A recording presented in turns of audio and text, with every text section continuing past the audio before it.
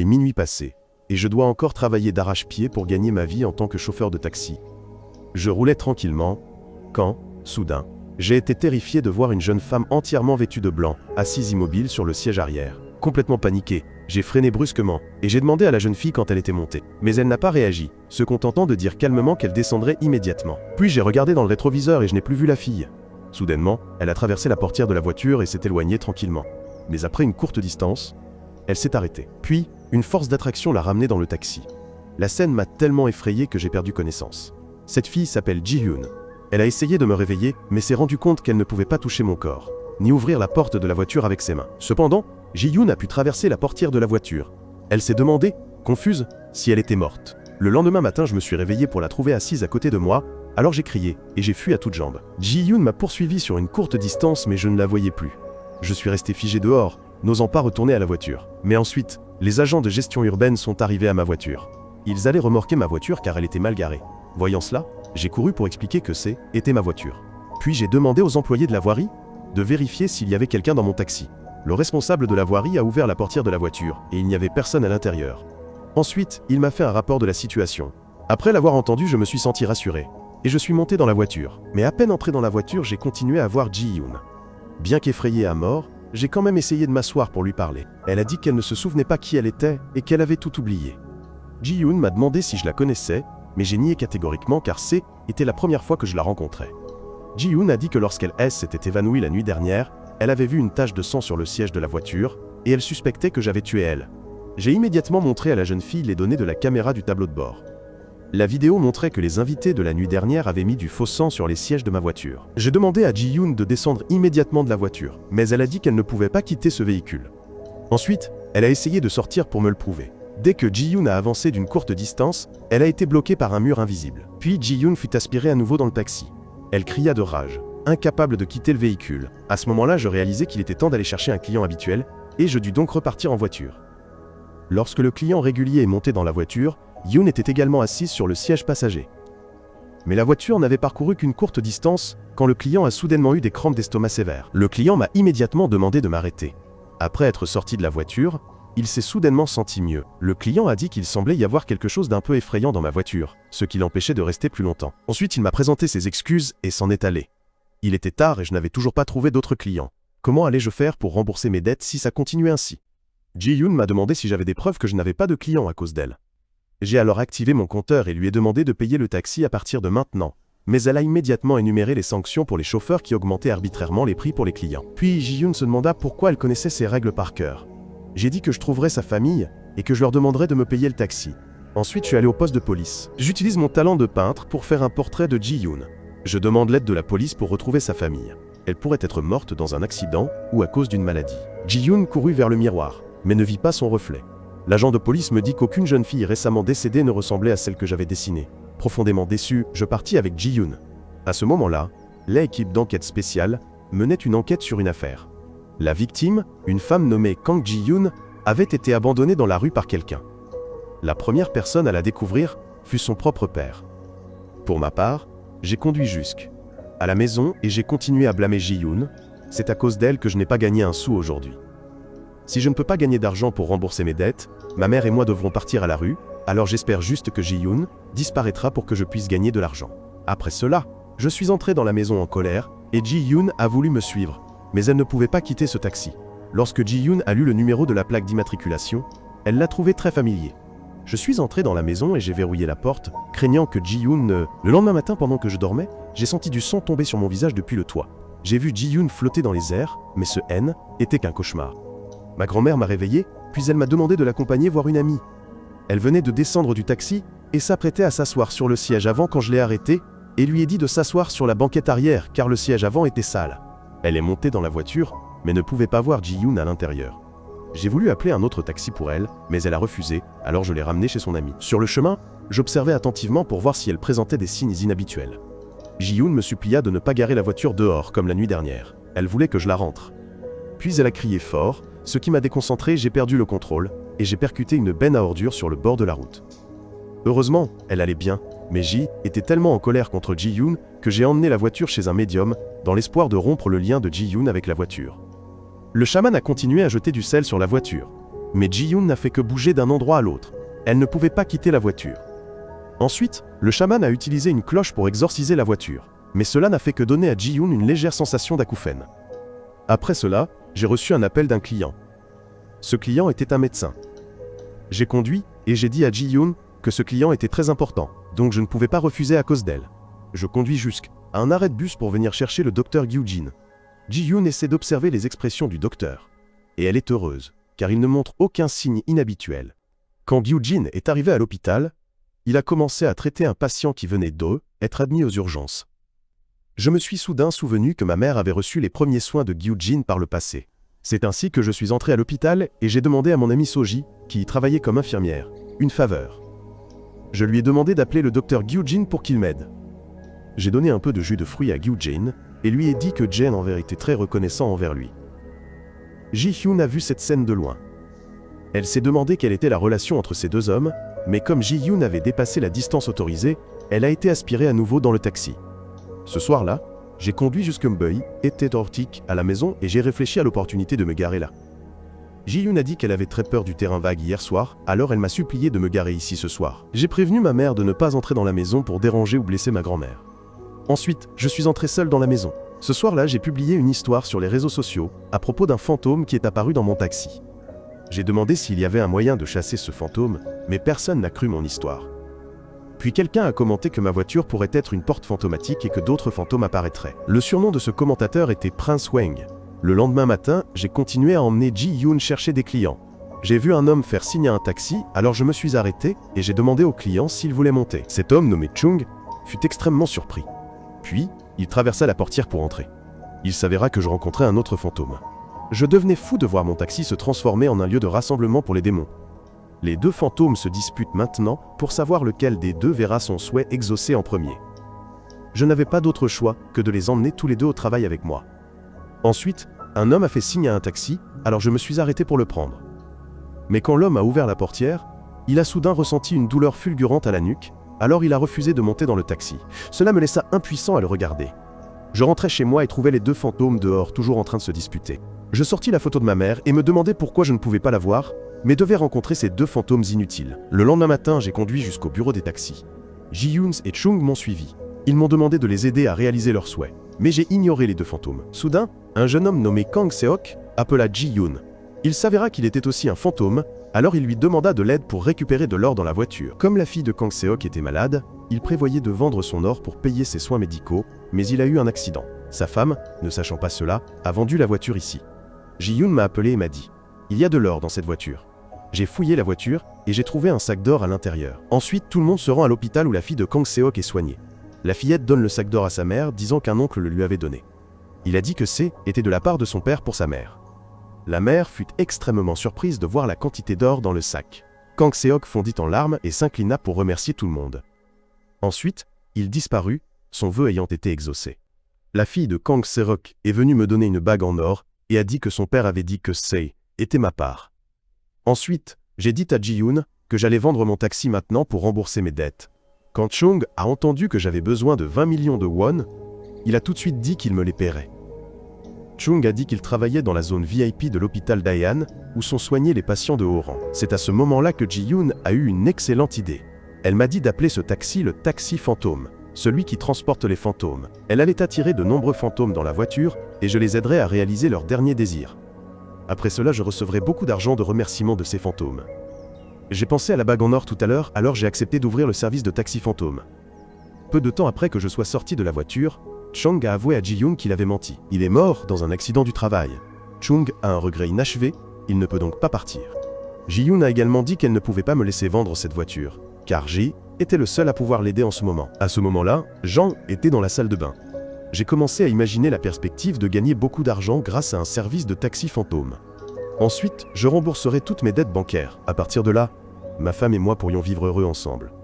Peu de temps après que je sois sorti joyeusement du taxi, Chung m'a avoué qu'il avait menti. Chung S était marié il y a 1 mois et il est mort. Il avait économisé une barre d'or pour construire une baignoire à sa femme. Je lui ai demandé avec colère si Chung savait que nous allions être expulsés dans la rue. Chung est vraiment un escroc.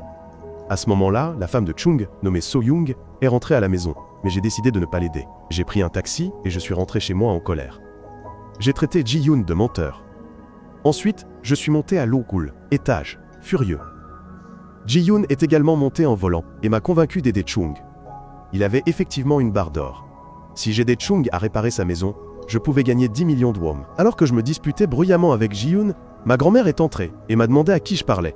J'ai menti en disant que je venais de répondre au téléphone. Elle m'a demandé de vérifier les toilettes car il y avait une fuite. Ji-yoon est resté dehors et a refusé de partir. Je suis entré pour réparer la plomberie des toilettes. J'ai regardé la baignoire et je me suis souvenu que ma mère avait promis de m'en acheter une autre fois. Ji-yoon a regardé mes photos d'enfance et s'est exclamé que Ji était adorable quand Ji était petite. Mais en grandissant, je suis devenu une personne pragmatique. Un moment plus tard, il s'est mis à pleuvoir fort dehors. Je suis sorti et j'ai vu Ji-yoon endormi sur le canapé. Comme il pleuvait fort, je suis retourné tranquillement dans ma chambre. Le lendemain matin, pendant que je conduisais le taxi, Ji-yoon n'arrêtait pas de me supplier de ne pas vendre la voiture. Je n'ai toujours pas entendu ses dernières volontés. Mais elle a alors réalisé que je conduisais chez Chung. Chung était ravi de nous voir arriver. Ensuite, Chung m'a dit qu'il avait caché une barre d'or dans un vieux téléphone à la maison. Ji-yoon m'a proposé de me faire passer pour une connaissance de Chung afin d'entrer dans la maison. Ensuite, elle a dit à Chung de me raconter ses beaux souvenirs avec sa femme. Chung raconte que lui et sa femme se sont rencontrés dans un orphelinat. Il n'avait jamais pensé qu'il pourrait se marier avec sa femme, mais le destin les a réunis à nouveau. Chung a commencé à aider Soo-young à s'adapter à son travail. Voyant sa peau pelée à cause du surmenage, il lui a acheté des médicaments et a déclaré sa flamme à Soo-young. À sa grande surprise, elle a accepté. Ils ont passé 10 ans ensemble avant de se marier, mais se sont séparés un mois seulement après le mariage. Ji-yoon m'a demandé de rencontrer Soo-young et de lui dire que Ji était le cousin d'un ami très proche de Chung. Ensuite, j'ai frappé à la porte de l'appartement de Soo-young et je me suis présenté comme Ji-yoon me l'avait appris. Quand Soo-young a ouvert la porte, j'ai fait semblant de pleurer et j'ai dit qu'avant que Chung ne décède, il m'avait demandé de rénover la salle de bain. Chung a dit que Soo-young voulait vraiment une nouvelle salle de bain, mais il ne s'attendait pas à partir si soudainement. Quand Soo-young m'a vu pleurer, elle m'a invité chez elle. Nous trois avons planifié de distraire Soo-young pour que je puisse aller chercher la barre d'or. J'ai demandé à Soo-young d'apporter le contrat de location, car je voulais vérifier s'il y avait une clause autorisant les réparations. En entendant cela, Soo-young s'est levé pour aller chercher le contrat de location. Ji-yoon a suivi pour la surveiller pendant que Chung me guidait à la recherche du téléphone. J'ai suivi les instructions de Chung et j'ai trouvé le téléphone. Mais quand je l'ai ouvert, la barre d'or n'y était plus. À ce moment-là, Soo-young avait également trouvé le contrat de location, alors Ji-yoon a crié fort pour signaler aux deux autres. Soo-young m'a donné le contrat et a dit qu'elle n'avait pas assez d'argent pour réparer la maison, mais j'ai immédiatement dit que j'en avais. Bien que je n'ai pas trouvé de lingot d'or dans le téléphone, Chung s'est souvenu qu'il l'avait transféré dans le climatiseur. J'ai allumé le climatiseur pour vérifier et j'ai découvert qu'un lingot d'or y était bien caché. Je l'ai informé que le contrat autorisait la réparation de la salle de bain. Au même moment, Soo-young a reçu un appel de la compagnie d'assurance, l'informant qu'elle pouvait recevoir une indemnisation de Chung dès maintenant. Ensuite, j'ai emmené Soo-young à l'hôpital où travaillait Chung. Ils sont venus ici pour discuter de la réception de dédommagement. Lorsque Soo-young est sortie en mer, elle a eu le vertige et est tombée par terre. Ji-yoon a voulu la suivre à l'intérieur, mais la force d'attraction du taxi l'a retenue, alors elle est restée seule dans le taxi. À ce moment-là, 2 policiers sont arrivés à la maison et ont rencontré ma grand-mère. Ils sont venus ici pour enquêter sur la mort de ma mère. Ensuite, Chang-soo lui a demandé si le jour où ma mère a été renversée par une voiture, son taxi était garé dans un centre commercial. Alors, qui a amené cette voiture ici? Elle a dit que, à la fin des funérailles de sa mère, elle a vu le taxi garé dans la cour. Elle pensait que la police avait rendu la voiture. Quand Chang-soo a demandé s'il y avait quelque chose de étrange avec le taxi, elle m'a appelé pour me demander. Le jour où ma mère a eu son accident, j'ai dit que quelque chose avait été volé dans le taxi. J'ai répondu que la boîte noire avait été volée dans la voiture. Au même moment, l'agent d'assurance est sorti à la rencontre de Soo-young. J'ai donc pris congé rapidement. Elle a également dit à l'officier de police Chang-soo que la boîte noire du taxi avait été perdue peu après l'accident de ma mère. Les subordonnés de Chang-soo ont également confirmé que le taxi n'avait pas été restitué à la famille de la victime par la police. L'agent d'assurance informe Soo-young que l'indemnisation de Chung pour accident du travail élève à 300 millions de won. C'est à ce moment précis qu'une femme et un vieil homme apparaissent de nulle part. La femme nommée Do-sik prétend être la mère biologique de Chung. Elle sanglotait désespérément pour son fils. Chung m'a dit qu'il avait été abandonné quand il était petit, donc il ne se souvenait pas qui était sa mère. L'agent d'assurance dit à Do-sik que Chung ne semble pas avoir de mère. Le vieil homme qui accompagnait Do-sik sortit immédiatement des papiers pour prouver qu'elle était la mère biologique de Chung. Do-sik a ensuite dit à Soo-young que lorsqu'elle était en prison, elle avait envoyé Chung dans un orphelinat. Si, était tout l'argent qu'elle avait économisé pour Chung. Soo-young a ouvert le livret D, épargne, et y a trouvé une photo de Chung lorsqu'elle était enfant. Lorsque Soo-young et son mari ont vu cette photo, ils ont commencé à croire qu'il s'agissait de la mère biologique de Chung. Ji-yoon, qui se trouvait à l'extérieur, a vu Soo-young sortir avec une femme plus âgée. Do-sik invite Soo-young à visiter les cendres de son fils. Ensuite, J'ai emmené Soo-young visiter les cendres de son mari. Quand tout le monde est arrivé au lieu de repos de Chung, sa mère a sorti des kiwis pour une offrande. Soo-young a immédiatement dit qu'elle n'avait jamais vu son mari manger de kiwis. Chung m'a également dit qu'il était allergique aux kiwis depuis son enfance. Do-sik s'est ensuite assis pour discuter avec Soo-young. Elle lui a délibérément posé des questions sur l'enregistrement de leur mariage. Soo-young a honnêtement dit que Chung et elle n'avaient pas encore enregistré leur mariage, parce qu'ils voulaient tous les deux prolonger la période de privilège pour les jeunes mariés, afin de pouvoir acheter un appartement à bas prix. Do-sik fut ravie d'apprendre cela. Puis elle s'en alla, visiblement satisfaite. Ensuite, Soo-young reçut un appel de l'agent d'assurance. Il lui informa que l'indemnisation serait entièrement versée à Do-sik. Il s'avère que Do-sik a appelé l'agent d'assurance pour l'informer que Chung et Soo-young-en n'étaient pas mariés. Soo-young est allée voir Do-sik. Elle a dit qu'elle avait vraiment besoin d'argent, alors elle l'a fait. Plus tard, quand elle recevra l'argent, elle en donnera un peu à Soo-young. Chung était très en colère de savoir qu'elle était apparue que pour l'argent. Do-sik monta en voiture et dit au vieil homme que lorsque la mère de Chung était en prison, elle parlait de lui toute la journée, donc elle connaissait très bien Chung.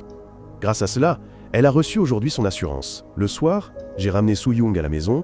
Ensuite, Ji-yoon et moi sommes partis en voiture. Quand nous sommes rentrés à la maison, j'ai dit à Ji-yoon que je ne croyais pas que Do-sik était la mère de Chung, car Ji était aussi allergique aux kiwis, donc ma mère s'en inquiétait toujours. Jamais une mère biologique n'oublierait que son enfant est allergique à quelque chose. Pour ceux qui ont perdu un proche, ils ne seraient pas heureux de recevoir une assurance vie, car ils auraient l'impression de gagner de l'argent sur la vie de leur famille. Do-sik a dit que Seat était un cadeau de Chung pour elle. Si elle était sa mère biologique, elle n'aurait pas dit ça. Do-sik n'a investi que 30 millions de won de ses économies pour obtenir 300 millions de won.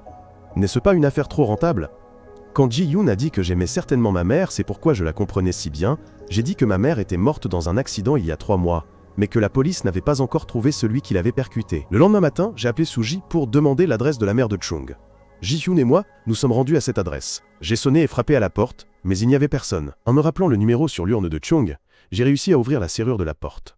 Nous sommes entrés prudemment. Nous avons trouvé une photo de Do-sik avec une autre femme. Il est fort probable que cette femme soit la mère de Chung.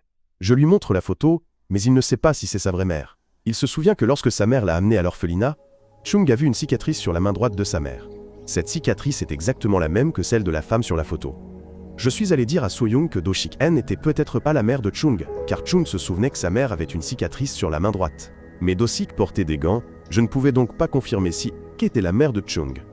Même si la mère biologique de monsieur revenait, elle ne mériterait pas la prime d'assurance de Chung, car seule sa femme, qui a toujours été à ses côtés, mériterait cet argent. Soo-young a pleuré en entendant cela, et a dit que si Chung était encore en vie et voyait cela, il serait très triste. J'ai demandé à Soo-young de contacter l'agent d'assurance pour organiser une rencontre. Lorsque tout le monde est arrivé à l'hôpital, l'agent d'assurance a demandé à Do-sik de laisser ses empreintes digitales pour finaliser la procédure de remboursement. Do-sik a retiré ses gants. Elle a bien une cicatrice, mais c'est sur sa main gauche. J'ai pris sa main droite et lui ai retiré son gant, mais j'ai toujours trouvé une cicatrice sur le dos de sa main droite. Après que Do-sik ait fait rouler l'empreinte digitale, l'agent d'assurance a réalisé que son empreinte digitale était trop fausse. Ces empreintes digitales ne peuvent pas être confirmées. Lorsque Do-sik entendit cela, elle comprit que Soo-young voulait utiliser ces empreintes digitales pour les comparer à celles de sa carte d'identité. Elle se mit alors en colère et interrogea Soo-young. Do-sik m'a même demandé si Ji était le petit ami de Soo-young. Ensuite, elle a tiré une poignée de cheveux pour que Soo-young fasse un test ADN. Mais comment peut-on confirmer Chung s'il est déjà mort? Soo-young fut si choquée qu'elle évanouit en voyant son attitude. Le docteur Ju-jin l'examina et annonça que Soo-young était enceinte de 3 mois. Soo-young demanda si l'ADN du bébé pouvait être utilisé pour confirmer l'identité. Ji-yoon a dit que la loi coréenne l'interdisait. J'ai donc dit à Soo-young que le test ADN ferait du mal au bébé. Soo-young a entendu cela et a dit qu'elle ne le ferait plus. Alors que Soo-young et moi nous reposions dehors, Do-sik est venue et a dit que le bébé qu'elle portait, n'était pas celui de Chung. Ces mots ont blessé Soo-young et elle s'est levée et est partie. J'ai empêché Do-sik de la suivre, et j'ai dit que je montrerais certainement son vrai visage hypocrite à tout le monde. Soo-young a dit qu'elle n'avait plus besoin d'indemnisation tant que Do-sik ne la dérangerait plus. Maintenant, Soo-young veut seulement que son enfant soit en sécurité. Ji-hoon est rentré à la maison et m'a dit qu'il ne nous restait plus que 2 jours. Sinon, Do-sik prendra l'argent et s'enfuira. Mais j'ai dit que je devais faire une baignoire, selon le souhait de Chung en premier. Le lendemain, 2 de mes amis et moi sommes allés chez Soo-young pour installer la baignoire. Ji-yoon baissa les yeux sur la table et vit que Chung avait gagné une carte cadeau à l'hôpital. Alors elle m'appela pour que je regarde. Do-sik et sa maîtresse étaient sur le point de recevoir l'assurance de Chung à l'hôpital. L'agent d'assurance lui a demandé de signer pour recevoir l'argent. Soudain, je suis apparu et j'ai présenté un dossier. Do-sik a pris le dossier pour l'examiner. En conclusion, son ADN et celui de Chung diffèrent de 98%. Cela signifie qu'elle et Chung ne sont pas parents par le sang, et que son assurance vie reviendra à Soo-young. Do-sik m'a demandé où j'avais obtenu l'ADN de Chung pour le test. J'ai dit qu'avant la mort de Chung, il avait une carte ADN de cet hôpital. La veille, quand Do-sik m'a arraché des cheveux, je les ai utilisés pour faire un test comparatif avec l'ADN de Chung. Soo-young a dit haut et fort qu'elle dénoncerait Do-sik pour fraude. Effrayée, elle a rapidement emmené son amant et s'est enfuie. Je les ai immédiatement poursuivis, mais ils ont réussi à échapper. Soo-young m'a ensuite dit que la police avait pris en charge l'affaire d'escroquerie. Ce soir-là, Ji-yoon m'a dit que Kesh était Soo-young la raison pour laquelle Chung était encore sur Terre. Alors peut-être que Ji-yoon avait une raison pour laquelle elle ne pouvait pas transcender. Il devait y avoir une raison pour laquelle nous nous sommes rencontrés. À ce moment-là, nous nous sommes regardés longtemps. Ensuite, Ji-yoon a voulu célébrer notre victoire avec un high five, mais nous n'avons pas pu toucher nos corps. Soudain, j'ai vu Ji-yoon porter la pince à cheveux que j'avais offerte à ma mère. C'est à ce moment-là que Soo-young m'a appelé, me voyant parler toute seule. Ensuite, j'ai ramené Soo-young chez elle. Soo-young m'a dit qu'elle avait l'impression que Ji était la personne que Chung lui avait envoyée pour l'aider. Ensuite, elle m'a remercié et est rentrée. Chung est également entré avec elle. En arrivant à la maison, Soo-young a découvert que la porte de sa maison était ouverte. J'ai vérifié la voiture et j'ai trouvé que Soo-young avait oublié les livrets D, épargne que Do-sik lui avait donné auparavant, mais en fait ils avaient été laissés par la mère biologique de Chung. Soudain, Chung a couru et m'a dit d'aller sauver sa femme. Soo-young était retenu par Do-sik et sa maîtresse. Il voulait récupérer les carnets D, épargne. Je me suis précipité, mais la porte était verrouillée de l'intérieur. Les deux escrocs ont menacé Soo-young avec des couteaux pour qu'elle leur rende son livret D, épargne, mais elle a dit qu'elle les avait laissés sous le taxi. Elle s'est même mise à genoux et les a suppliés de ne pas faire de... Soudain, une force surnaturelle a aidé Chung à déverrouiller la serrure. J'ai fait irruption et j'ai frappé l'escroc. Ensuite, les deux escrocs ont été arrêtés par la police. Ji-yoon a dit à Chung de dire un dernier adieu à sa femme. À ce moment-là, j'ai dit la vérité à Soo-young. J'ai aussi dit que Chung était assise juste à côté d'elle. J'ai commencé à raconter ce que Chung disait à sa femme. Chung avait dit que s'il avait un enfant, il le nommerait Ba-eun. Mais Soo-young n'arrêtait pas de dire que ce nom N était pas bon. Soo-young a entendu cela et a cru que son mari était ici. Chung a dit en larmes à sa femme de nommer leur enfant Ba-eun et qu'il veillerait toujours sur elle. Soo-young a pleuré et a dit qu'elle aimait beaucoup le nom de Ba-eun. Chung s'excuse d'avoir laissé Soo-young seule, mais Soo-young ne se sent pas seule, car elle a maintenant son enfant comme compagnie. Ji-yoon est tellement émue qu'elle verse aussi des larmes. À ce moment-là, Chung se leva et disparut, son ultime souhait ayant été accompli. Je rentrai chez moi et essayai de chercher dans toute la chambre de ma mère. Je veux retrouver la pince à cheveux que j'ai offerte à ma mère quand j'étais petite. Quand ma grand-mère est entrée, elle a su que j'essayais de trouver la pince à cheveux noire. Ainsi, elle a pris le téléphone de sa fille pour me montrer le pince de cheveux de ma mère, sur lequel était accrochée une petite voiture taxi. Même les inscriptions gravées sur le taxi correspondaient aux pins que Ji-yoon portait. Ensuite, elle a découvert une photo d'elle avec une très jolie fille, et il s'agissait de Ji-yoon. Cela m'a beaucoup surpris. J'ai montré à Ji-yoon l'annuaire téléphonique de ma mère pour voir s'il y avait des noms familiers, mais Ji-yoon n'a rien reconnu. Elle était certaine qu'elle et ma mère étaient liées, elle ne pouvait donc pas quitter le taxi de ma mère. Le lendemain, alors que je me rendais au travail en voiture, j'ai reçu un appel de l'officier de police Chang-soo. J'ai immédiatement conduit jusqu'à l'endroit où ma mère a eu son accident. En arrivant, je me suis rappelé la scène de l'accident de ma mère, ce qui m'a rendu extrêmement triste. Ensuite, je suis entré dans un café avec 2 policiers pour parler. Mais comme cet endroit était trop loin pour mon taxi, j'ai demandé à 2 policiers de m'accompagner pour discuter. Mon objectif principal était que Ji-yoon entende cette conversation. À ce moment-là, Chang-soo n'arrêtait pas de me demander pourquoi Ji était sur les lieux lorsque l'accident de ma mère s'est produit. Il ne faut que 30 minutes pour se rendre à l'hôpital Daehan depuis les lieux de l'accident, alors pourquoi ne suis-je apparu à l'hôpital qu'1 heure plus tard? Pourquoi n'ai-je pas pris le taxi de ma mère, mais un autre taxi? Je me suis soudain souvenu que j'avais rendez-vous avec elle ce jour-là pour manger du barbecue. Mais à mon arrivée, j'ai découvert que ma mère avait eu un accident. À ce moment-là, il ne m'était pas permis de monter dans l'ambulance pour l'accompagner car Ji était moi-même étudiant à l'académie de police, j'ai donc compris qu'il fallait que je protège la scène. C'est pourquoi je n'ai pas pris le taxi de ma mère, mais un autre taxi pour aller à l'hôpital. J'ai eu des embouteillages pendant un moment, alors je suis descendu du taxi et j'ai couru jusqu'à l'hôpital. Je me sens très mal à l'aise maintenant, car la police m'interroge comme si Ji était un criminel. J'ai immédiatement dit aux 2 policiers que était l'anniversaire de ma mère aujourd'hui. Et pourtant vous me soupçonnez d'avoir tué ma propre mère? Si vous avez tant de temps libre, allez donc chercher des indices pour résoudre cette affaire. Sur ce, je suis parti, furieux. Dans la voiture, Ye-yoon n'arrêtait pas de réprimander les 2 policiers pour essayer de me réconforter. Ensuite, j'ai reçu un appel de ma grand-mère, elle m'a rappelé d'apporter des fleurs à ma mère. Je suis allé au cimetière pour déposer des fleurs pour ma mère. Ji-yoon a regardé la photo de ma mère et a dit qu'elle était très belle.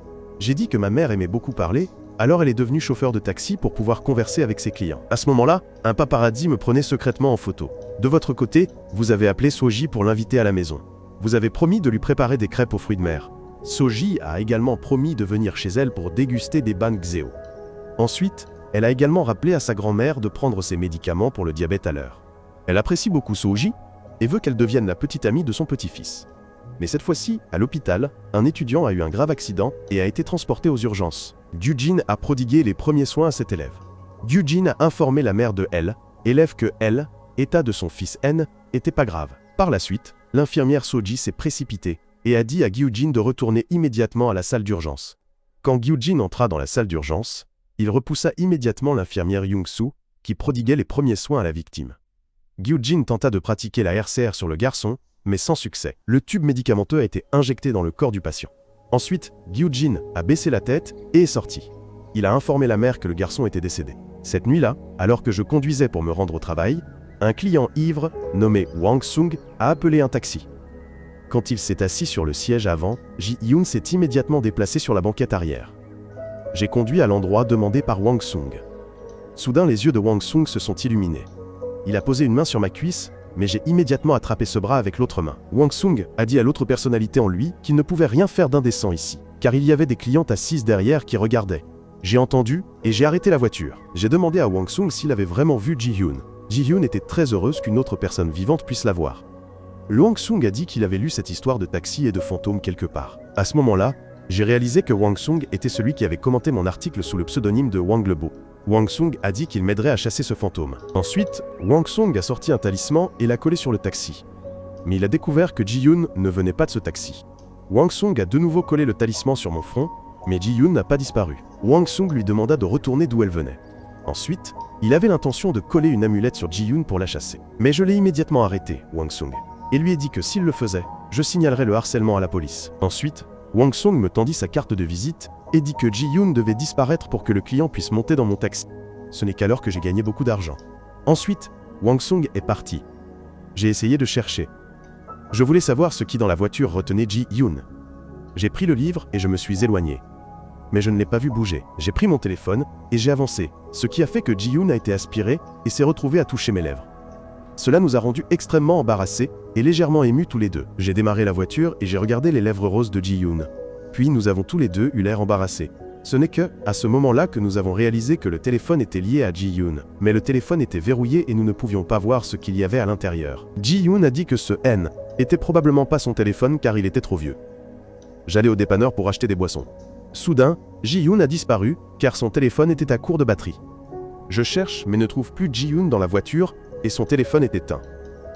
J'emprunte un chargeur de téléphone à un employé du supermarché, mais était un vieux téléphone, donc il était très difficile de trouver le bon chargeur. Tandis que J était assis à réfléchir, un client est monté dans la voiture, j'ai donc ramené cet ivrogne chez lui. Ji-hyun se tenait au bord d'une falaise sombre. Cet endroit ressemble à l'enfer. Elle n'arrêtait pas de m'appeler à l'aide. En ce moment, j'ai beaucoup de clients. Dès qu'un client descend, un autre monte, donc le taxi tourne à plein régime. Je me suis soudain rappelé ce que Wang Sung avait dit, que les clients ne montraient que lorsque Ji-hyun disparaîtrait. J'ai ramassé le téléphone et je l'ai mis dans la boîte à gants de la voiture. Le lendemain matin, j'avais l'air très pensif. Ma grand-mère a dit que j'avais déliré pendant mon sommeil la veille. J'ai crié fort pour chasser quelqu'un. J'ai demandé à emprunter le chargeur de téléphone de ma grand-mère, mais le chargeur N n'était pas compatible avec mon téléphone. Je suis allé à la voiture et je me suis réconforté en me disant que puisque Ji-hyun était parti, personne ne me dérangerait plus. À ce moment-là, ma grand-mère est arrivée et m'a demandé quel téléphone je tenais, mais je lui ai dit que j'allais le jeter.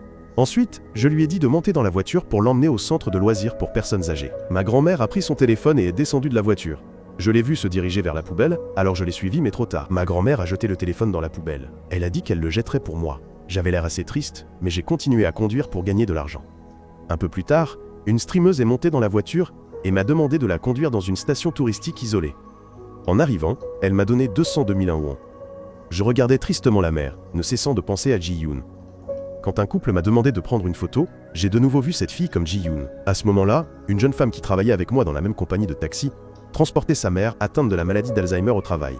Un sou a demandé à sa mère d'attendre pendant qu'elle entrait dans les toilettes. La mère, assise dans la voiture et regardait une petite fille jouer dehors. Quand un sou se retourna, elle ne trouva plus sa mère. Elle courut immédiatement vers Jo-sung et Jin-woo pour leur demander de l'aider à retrouver sa mère. Un sou pleure et court partout à la recherche de sa mère. Ses deux amis cherchent aussi partout, mais ne trouvent toujours pas la mère d'un sou. À ce moment-là, la mère d'Eun-soo est emmenée au poste de police parce qu'elle continue de suivre la petite fille adorable de tout à l'heure. La mère de la petite fille soupçonnait qu'elle voulait kidnapper sa fille. J'ai vu Un Soo s'effondrer et je l'ai soutenu. Un Soo a dit que tout le monde traitait sa mère comme un fantôme. Ce n'est pas parce qu'elle ne se souvient pas de qui elle est que tout le monde la traite différemment et se désintéresse d'elle. Seul In Soo sait qui est sa mère. Plus tard, Un Soo reçoit un appel de la police. Ils ont annoncé avoir retrouvé sa mère, alors Un Soo s'est immédiatement rendu au poste de police pour la récupérer. J'ai pris la voiture pour rentrer chez moi. En voiture, je n'arrêtais pas de penser à ce qu'Un Soo venait de dire. Du côté de Ji-yoon, elle a vu le fantôme d'une femme tenant un petit enfant dans ses bras. Ensuite, elle a disparu juste devant Ji-yoon. Le lendemain matin, j'ai demandé à quelqu'un de déverrouiller la poubelle pour récupérer mon téléphone. Ensuite, j'ai couru dans tous les magasins de téléphone pour acheter un chargeur, mais aucun n'en vendait. À ce moment-là, Ji-yoon était également allongé sur le sol, haletant de désespoir. J'ai pris une photo du connecteur du téléphone et l'ai mise en ligne pour l'acheter. J'ai acheté le bon chargeur. Pendant que le téléphone était en charge, Ji-yoon est revenue et s'est blottie dans mes bras. Elle m'a remercié de lui avoir sauvé la vie. Mais je lui ai demandé de me rendre les 50 000 won que j'avais dépensés pour le chargeur de mon téléphone. Ji-yoon n'a pas imaginé que j'avais dépensé 50 000 won pour un chargeur de téléphone. Alors que je conduisais au travail, Ji-yoon ne cessait de raconter son horrible expérience dans le noir. Ensuite, un client masculin est monté dans le taxi, mais il a soudainement ressenti une forte douleur à l'estomac et est descendu du véhicule. Ji-yoon a posé des questions sur les boutons du taxi. Elle a appuyé sur le bouton de la course et a découvert que j'avais gagné 680 000 won hier. Cette fois, la banque m'a de nouveau envoyé un SMS, me demandant de payer les intérêts. Le soir, Ji-yoon m'a demandé pourquoi j'avais acheté un chargeur de téléphone. Pourquoi j'avais jeté mon téléphone. J'ai alors dit que comme Ji était le seul à la connaître, je ne pouvais pas laisser Ji-yoon. Elle était ravie après avoir entendu cela. Soudain, la voiture est passée devant une fille vêtue de noir, debout sur le bord de la route. Quand la voiture a continué un peu plus loin, ils ont de nouveau vu cette fille nommée Gamin apparaître. J'ai immédiatement arrêté ma voiture et lui ai demandé où elle voulait aller. Minga est également montée dans la voiture et a essayé de me faire peur, mais je suis resté calme. Quand la voiture est arrivée à destination, à la gare de Gamin, je lui ai demandé de payer le taxi. Gamin a dit que si je l'attrapais, elle paierait. Elle a essayé de s'enfuir mais a été retenue par Ji-yoon. Ji-yoon et moi avons continué à lui demander le remboursement de son taxi. Gamin a dit que notre modèle économique était assez novateur, alors elle nous a proposé un endroit avec beaucoup de fantômes pour payer le taxi à la place. Comme Gamin est un peu occupée en ce moment, elle va en présenter une autre pour nous y emmener. Dès que Gamin a disparu, une personne nommée Mirae est apparue.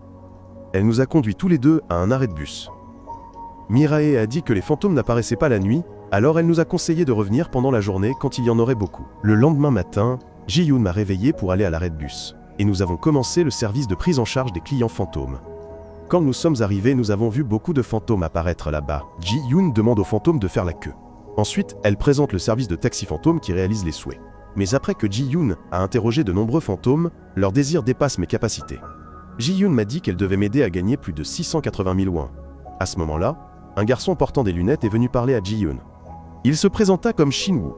Il était au lycée avec Ji-yoon. Ji-yoon était heureuse d'apprendre cela car enfin, quelqu'un connaissait son vrai nom. Ensuite, Shin-woo a emmené Ji-yoon et moi dans son ancien café. Il m'a demandé de sortir les photos de Ji-yoon. Shin-woo a montré du doigt une fille et a dit que était la meilleure amie de Ji-yoon. Elle a vu cette fille dans les profondeurs infernales. Ji-yoon sait maintenant qu'elle a 30 ans. Ensuite, Shin-woo m'a demandé de débarrasser la table et les chaises pour lui. Quand j'ai montré ma surprise, Shin-woo a promis de me payer une grosse somme d'argent. Shin-woo a lu le mot de passe pour que j'ouvre le coffre-fort et prenne l'argent. Il a dit que son souhait était d'aller au cinéma et de dîner dans un restaurant 5 étoiles. Il veut aller à une fête et porter des bagues assorties avec la personne qu'il aime. La personne qu'il aime est Ji-yoon. Mais Shin-woo m'a dit de ne pas le lui révéler. Ensuite, j'ai commencé à ranger, pendant que Shin-woo et Ji-yoon discutaient joyeusement. J'ai regardé la photo, et j'ai eu l'air assez contrarié. Ensuite, alors que je prenais la route, Ji-yoon m'a demandé quel âge elle avait. Quand j'ai dit qu'elle n'avait que 26 ans, Ji-yoon m'a demandé de l'appeler « grande sœur ». Mais j'ai insisté pour garder la même façon de m'adresser à elle. Ensuite, tous les deux sont allés au lycée. Ji-yoon y avait été élève, et ils ont vu une photo d'elle gagnant un tournoi d'escrime. Le lendemain, j'ai secrètement rencontré Wang Sung. J'ai demandé à Wang Sung comment changer un fantôme de vêtements. Wang Sung m'a demandé de lui fournir des preuves de l'agression sexuelle dans le taxi. Ce n'est qu'à ce moment-là qu'il répondrait. Je lui ai donné la clé USB contenant les preuves. Wang Sung a dit à Ji-yoon de passer à travers les vêtements pour se changer. Ensuite, j'ai acheté un miroir démoniaque à Wang Sung, grâce auquel Ji-yoon pouvait se voir clairement. Ji-yoon se regarda dans le miroir et fut très reconnaissante que son souhait se soit réalisé. J'ai dit que mon souhait était d'aller à Namsan avec ma petite amie. Ensuite, nous fabriquerions ensemble un porte-clés d'amour. Ji-yoon rit en entendant cela, car ce souhait était trop mièvre. J'ai sorti une tenue de ma grand-mère. J'ai dit à Ji-yoon de l'essayer pour voir si elle pouvait se changer. Lorsqu'elle est passée, elle aurait vraiment pu porter un nouveau vêtement. Mais quand Ji-yoon a voulu remettre la vieille robe, j'ai dit que je ne l'avais pas ici. Après cela, j'ai emmené Ji-yoon dans un magasin de vêtements. Je lui ai dit de choisir des vêtements à essayer. Mais Ji-yoon s'est senti coupable, car si elle les portait, plus personne ne les achèterait. Shin-woo m'a ensuite mis au défi de payer les vêtements. J'ai immédiatement sorti un costume coûteux. Ensuite, je suis allé informer le vendeur que je l'achèterais. Shin-woo portait le costume élégant et a été complimenté par Ji-yoon. Après un moment, j'ai pris beaucoup de sacs de vêtements et je suis parti. Shin-woo a dit qu'il voulait sortir avec Ji-yoon au cinéma. J'ai immédiatement installé un projecteur pour leur diffuser un film. Shin-woo est furieux que le cinéma soit si simple. J'ai répondu que je venais de dépenser 1 million de won en shopping. L'argent restant N était suffisant que pour venir ici. Shin-woo entendit cela et accepta d'utiliser cette salle de cinéma. Ensuite, Ji-yoon apparut. J'ai immédiatement lancé un film romantique pour qu'elle et Shin-woo le regardent ensemble. Pendant ce temps, j'ai posé son téléphone sur la table et je suis parti en colère. Ji-yoon a également senti que Ji était en colère contre elle. Une fois le film terminé, Shin-woo a dit doucement qu'il croyait au destin entre lui et Ji-yoon. Un peu plus tard, alors que je rentrais chez moi en voiture, j'ai demandé à Ji-yoon si elle croyait au destin avec Shin-woo. Elle a dit que retrouver des amis perdus était vraiment le destin. J'ai dit avec colère qu'un fantôme apparaissant dans un taxi était le destin. Je suis tellement en colère que je suis parti en voiture à toute vitesse. Le lendemain, Shin-woo voulait avoir un rendez-vous dans un restaurant 5 étoiles avec Ji-yoon. J'ai immédiatement organisé une fête 5 étoiles chez moi et j'ai commandé de la nourriture au restaurant. Quand Shin-woo a demandé de la musique romantique, j'ai mis de la musique sur mon téléphone. Ensuite, j'ai invité ma grand-mère à manger car Shin-woo et Ji-yoon ne pouvaient pas manger de nourriture. Shin-woo a demandé à Ji-yoon de sentir le vin avec lui. Ji était en colère de les voir pencher l'un vers l'autre. Alors j'ai demandé à ma grand-mère de chanter une chanson. Shin-woo veut lire la poésie de Ji-yoon. Leurs actions intimes m'ont mis en colère. Ma grand-mère a été assez surprise de voir l'expression de sa petite fille. Ensuite, j'ai ramené Shin-woo à la maison. Shin-woo a dit que son dernier souhait était de porter une bague assortie avec Ji-yoon, parce que si Ji-yoon portait une bague assortie avec lui, ils seraient tous les deux libérés. J'ai été très paniqué en entendant cela. Un moment plus tard, je suis rentré chez moi en voiture, mais je n'osais pas entrer. Voyant cela, Ji-yoon est sorti en courant pour me demander ce qui n'allait pas. Je lui ai demandé ce qu'elle pensait de Shin-woo. Ji-yoon a immédiatement dit que Shin-woo était très beau. Et surtout, il la traitait beaucoup plus gentiment qu'elle ne le faisait. Je dis, furieux, que les deux devraient aller ensemble dans l'autre monde. Que Ji-yoon parte ou reste ne me regarde plus. Ji-yoon demanda tristement pourquoi Ju était en colère. C'est moi qui ai arrangé sa relation avec Shin-woo. Elle essayait juste de suivre, mais maintenant je lui dis de monter au ciel. Ji-yoon s'est énervé et a disparu de la voiture. Je regrettais de savoir que je venais de dire quelque chose que je n'aurais pas dû. Le lendemain matin, je suis allé acheter une paire de bagues assorties pour réaliser le dernier souhait de Shin-woo. J'imaginais Shin-woo offrant une bague à Ji-yoon. Ils se regardaient avec bonheur et montaient ensemble au paradis. En rentrant chez moi, j'ai vu Ji-yoon portant une belle robe et se préparant à rencontrer Shin-woo. Je suis entré dans la maison pour prendre le téléphone de Ji-yoon. Ensuite, je l'ai conduite à l'endroit où l'on échangeait les alliances. Mais j'ai décidé de faire demi-tour. Je n'ai plus amené Ji-yoon voir Shin-woo. Même si Ji-yoon disait que notre entreprise échouerait, je ne m'en souciais pas. Je suis rentré en voiture chez moi et je suis entré directement. Quand Ji-yoon m'a arrêté, je l'ai traversé pour entrer dans la pièce. Pendant ce temps, Shin-woo attendait toujours dans la salle de déclaration. Sachant que j'avais manqué à ma promesse, il était très en colère. Un moment plus tard, j'ai décidé de conduire mon taxi seul et de laisser Ji-yoon à la maison. Elle est restée avec ma grand-mère à m'attendre toute la nuit, mais elles ne m'ont jamais vu revenir. Pendant que ma grand-mère ne cessait de faire éloge de sa petite fille, Ji-yoon ne cessait de me critiquer pour mon instabilité. Plus tard, ma grand-mère a également décidé de m'appeler pour savoir où Ji était. Il s'est avéré que Ji était dans un sauna. Je réfléchissais à la façon d'expliquer à Ji-yoon pourquoi je ne l'avais pas emmené à la déclaration. Ensuite, pendant que je dormais, quelqu'un est entré et a touché mon postérieur. Cette personne est Wang Song. Wang Song a expliqué qu'il avait été possédé par un général, c'est pourquoi il avait agi ainsi. Mais j'ai décidé d'appeler la police. J'ai été arrêté par Wang Song. J'ai demandé à Wang Song si les démons qui s'aiment pouvaient être sauvés. Wang Song comprit à ce moment-là mes sentiments. Il me conseilla de ne pas aimer Ji-yoon car il n'y a pas de bonne fin pour les vivants et les fantômes. À ce moment, 2 policiers se sont rendus chez le père de Ji-yoon. Ils voulaient enquêter sur la mort de sa fille. Le père a dit que Ji-yoon avait une amie très proche depuis le lycée. Elle s'appelait So-hee. Elle était enceinte l'année dernière mais est décédée peu de temps après. Ji-yoon pense que So-hee a été assassinée, mais son père dit que So-hee était un accident.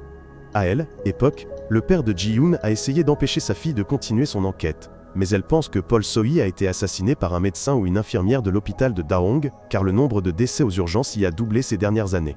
So-hee était une personne en bonne santé, mais lorsqu'elle est arrivée aux urgences, elle est décédée.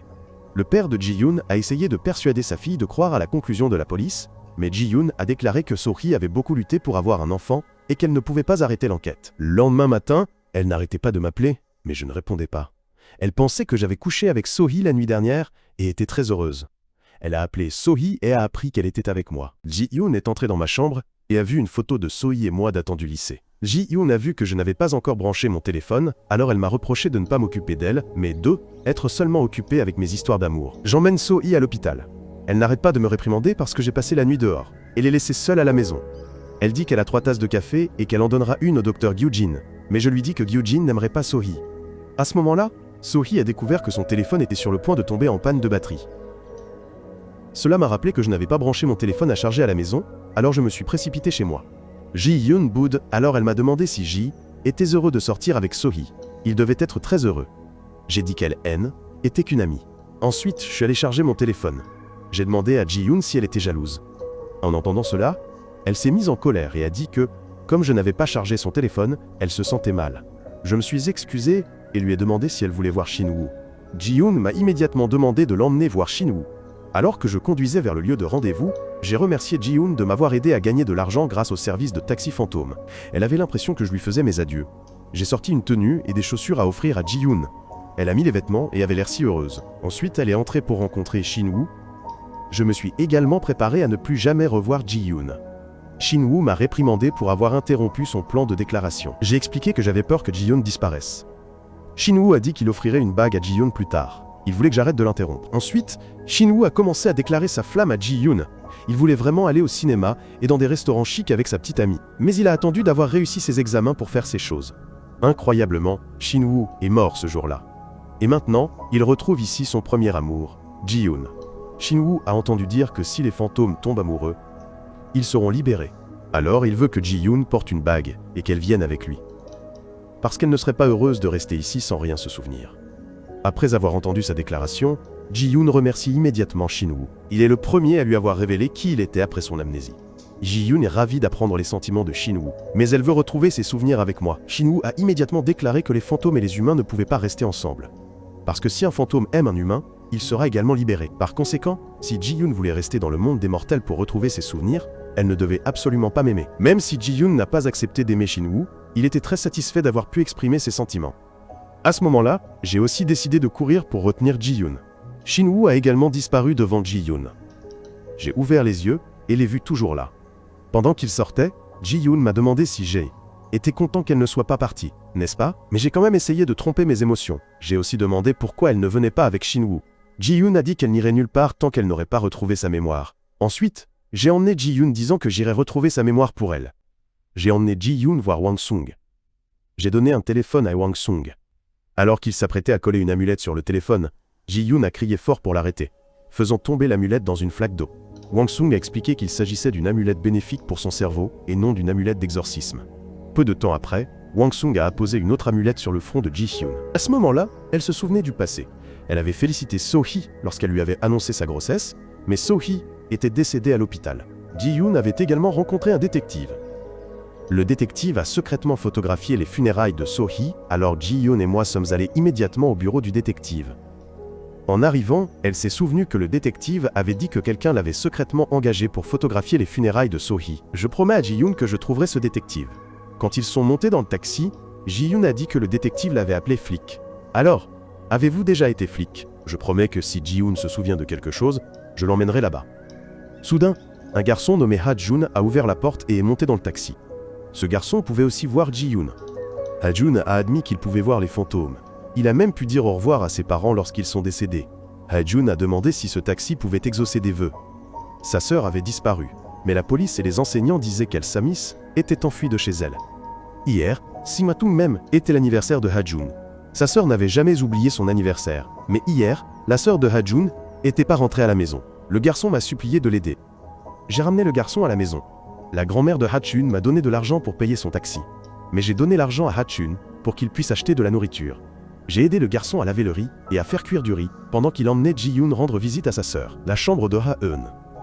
Ha-jun ne cessait de faire l'éloge de sa sœur, la décrivant comme une élève très douée. Elle était très obéissante, il était donc impossible qu'elle fugue. À ce moment-là, ma grand-mère a vu les gens de la banque venir réclamer l'argent, alors elle m'a immédiatement appelé pour m'en informer. J'ai immédiatement dit à Ji-hyun de rentrer à la maison. Ha-jun a alors demandé s'il ne payait pas, je ne l'aiderais pas à réaliser son rêve. Ji-hyun a dit « Ha-un n'est certainement pas partie de chez elle. Si elle disparaît, tout le monde doit aller la chercher immédiatement. » Quand j'ai dit de laisser la police chercher, Ji-yoon m'a dit de rentrer à la maison seul et de laisser son téléphone ici. Ensuite, j'ai ramené le taxi chez moi tout seul. Ji-yoon a demandé à Ha-jun quel cadeau sa sœur lui avait promis pour son anniversaire. Le garçon a dit que sa sœur lui avait promis un jeu vidéo. Ji-yoon s'est rendu au magasin de jeux vidéo pour savoir où se trouvait Ha-eun. Le propriétaire du magasin a dit que la jeune fille était venue la veille pour acheter un jeu vidéo. Ji-yoon a demandé à Ha-jun de demander si Ha-eun était accompagné de quelqu'un. La propriétaire du magasin a dit qu'elle était accompagnée d'une amie qui portait un uniforme scolaire. Ha-jun a dit que sa sœur aînée était certainement avec Miri, parce qu'elle venait souvent chez lui jouer avec Ha-eun. De jeunes filles travaillent à temps partiel dans un supermarché. Ensuite, Ha-jun Ji-yoon a demandé à Ha-jun de se renseigner sur Miri.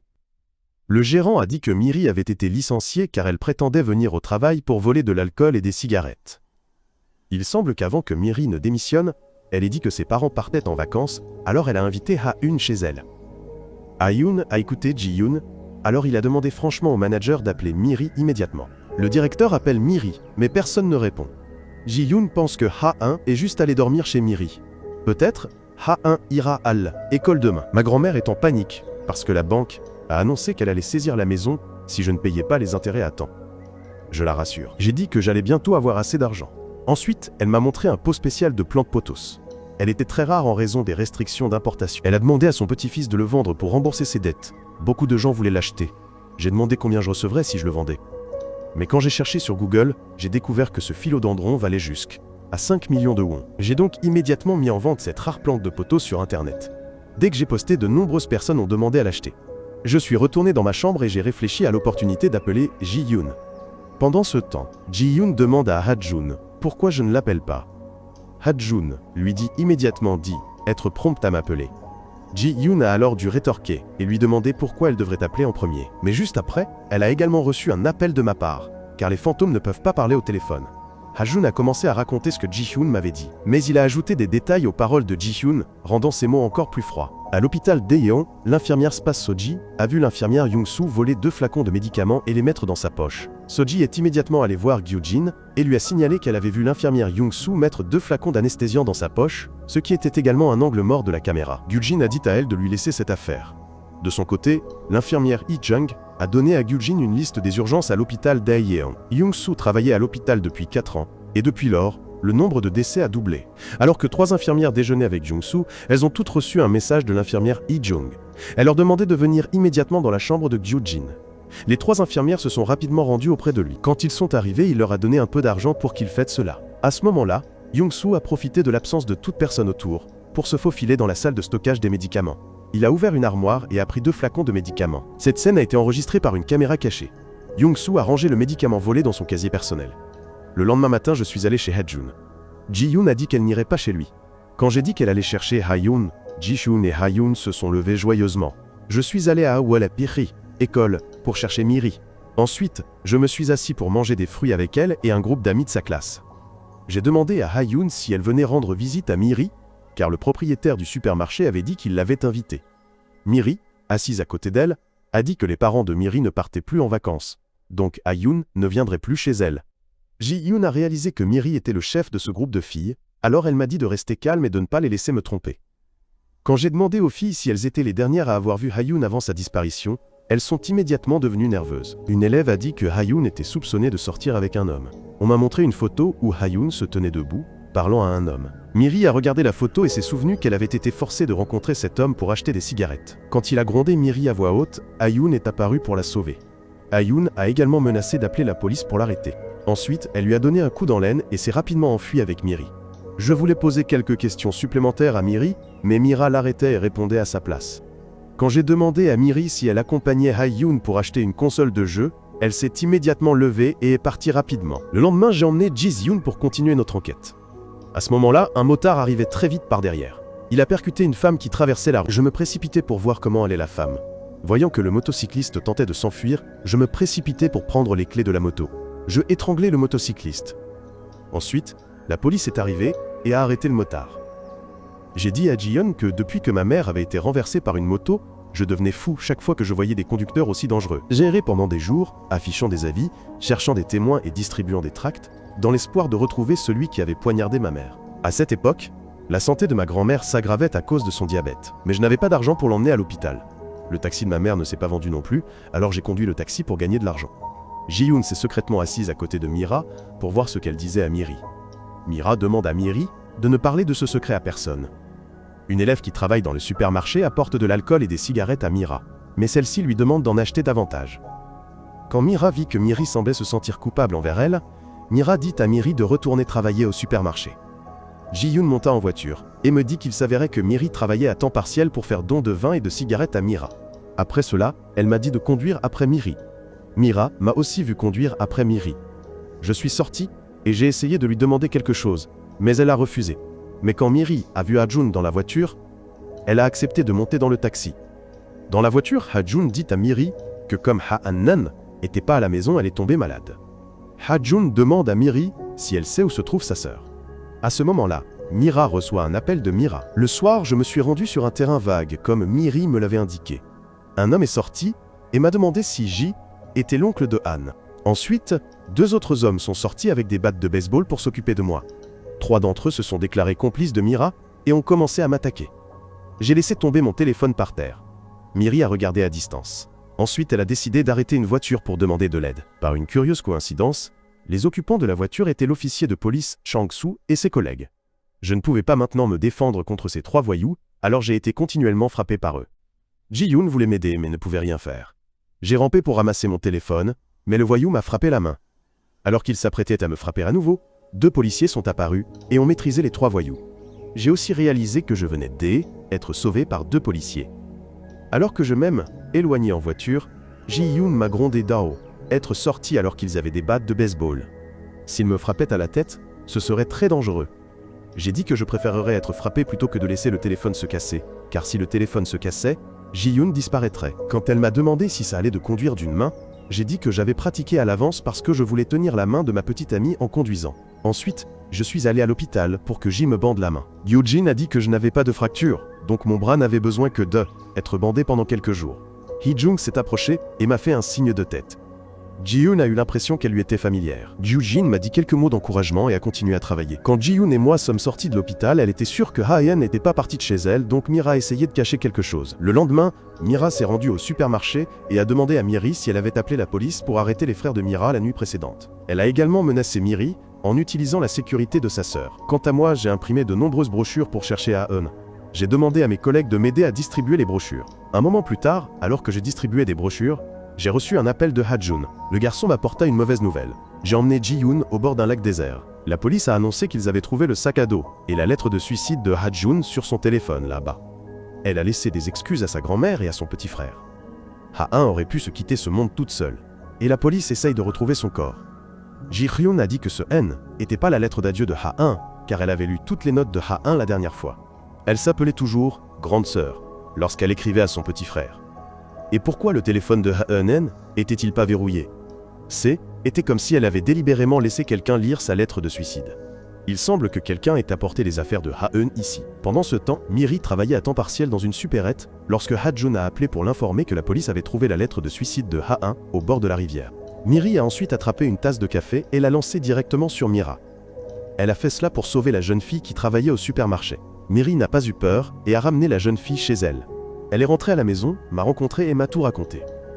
Ce jour-là, Miri se faisait harceler par Mira et sa bande quand Ha-eun est venu à la rescousse. Ha-eun a même menacé Mira qu'elle les dénoncerait au comité de lutte contre la violence scolaire.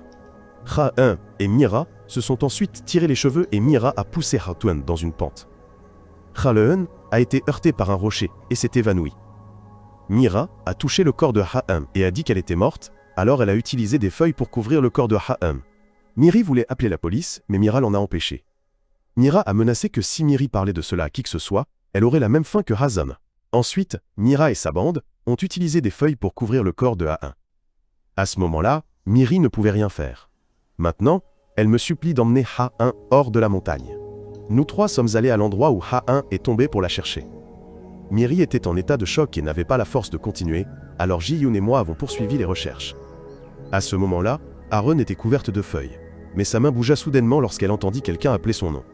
Ji-yoon m'a dit que si Ha-eun était vraiment morte, son âme errerait encore ici, mais Ji-yoon n'a vu aucune âme, donc Ha-eun pourrait être encore en vie. Ensuite, j'ai trébuché sur un arbre et je suis tombé. De façon inattendue, Ji-yoon a pu me retenir avec sa main. Ji-yoon a découvert Ha-eun allongé en dessous. je me suis précipité pour enlever les feuilles qui la recouvraient. J'ai découvert que Ha-1 était toujours en vie, mais son corps était froid. J'ai transporté Ha-1 en urgence à la salle d'urgence. Gyujin l'a soulevé lui-même sur la civière. J'ai dit à Miri de rentrer à la maison. Je suis là. Gyujin est entré dans la pièce et a traîné Young-soo dehors. Gyujin a annoncé qu'il était licencié à partir de ce moment-là. Ensuite, le jeune Ha-jin et sa grand-mère sont également arrivés à l'hôpital.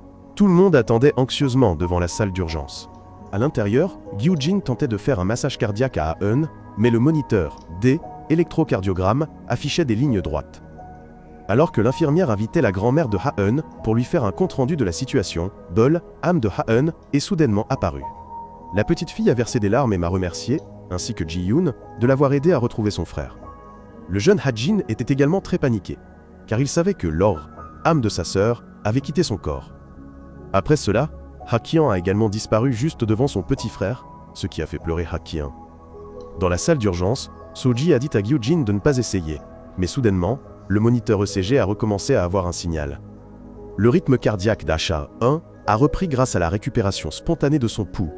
Ha-1 a ensuite survécu et s'est réveillé. Sa grand-mère m'a donné une liasse d'argent pour me remercier, mais je l'ai refusé et lui ai dit de l'utiliser pour payer les études universitaires d'Ha-damen. Ha-fa m'a serré dans ses bras et m'a dit que mon taxi avait réalisé son souhait. Miri est venue à l'hôpital rendre visite à Ha-fa. Ha-1N n'était pas en colère contre sa meilleure amie et a parlé joyeusement à Miri. Pendant ce temps, Mira a été emmenée dans un centre pour adolescents.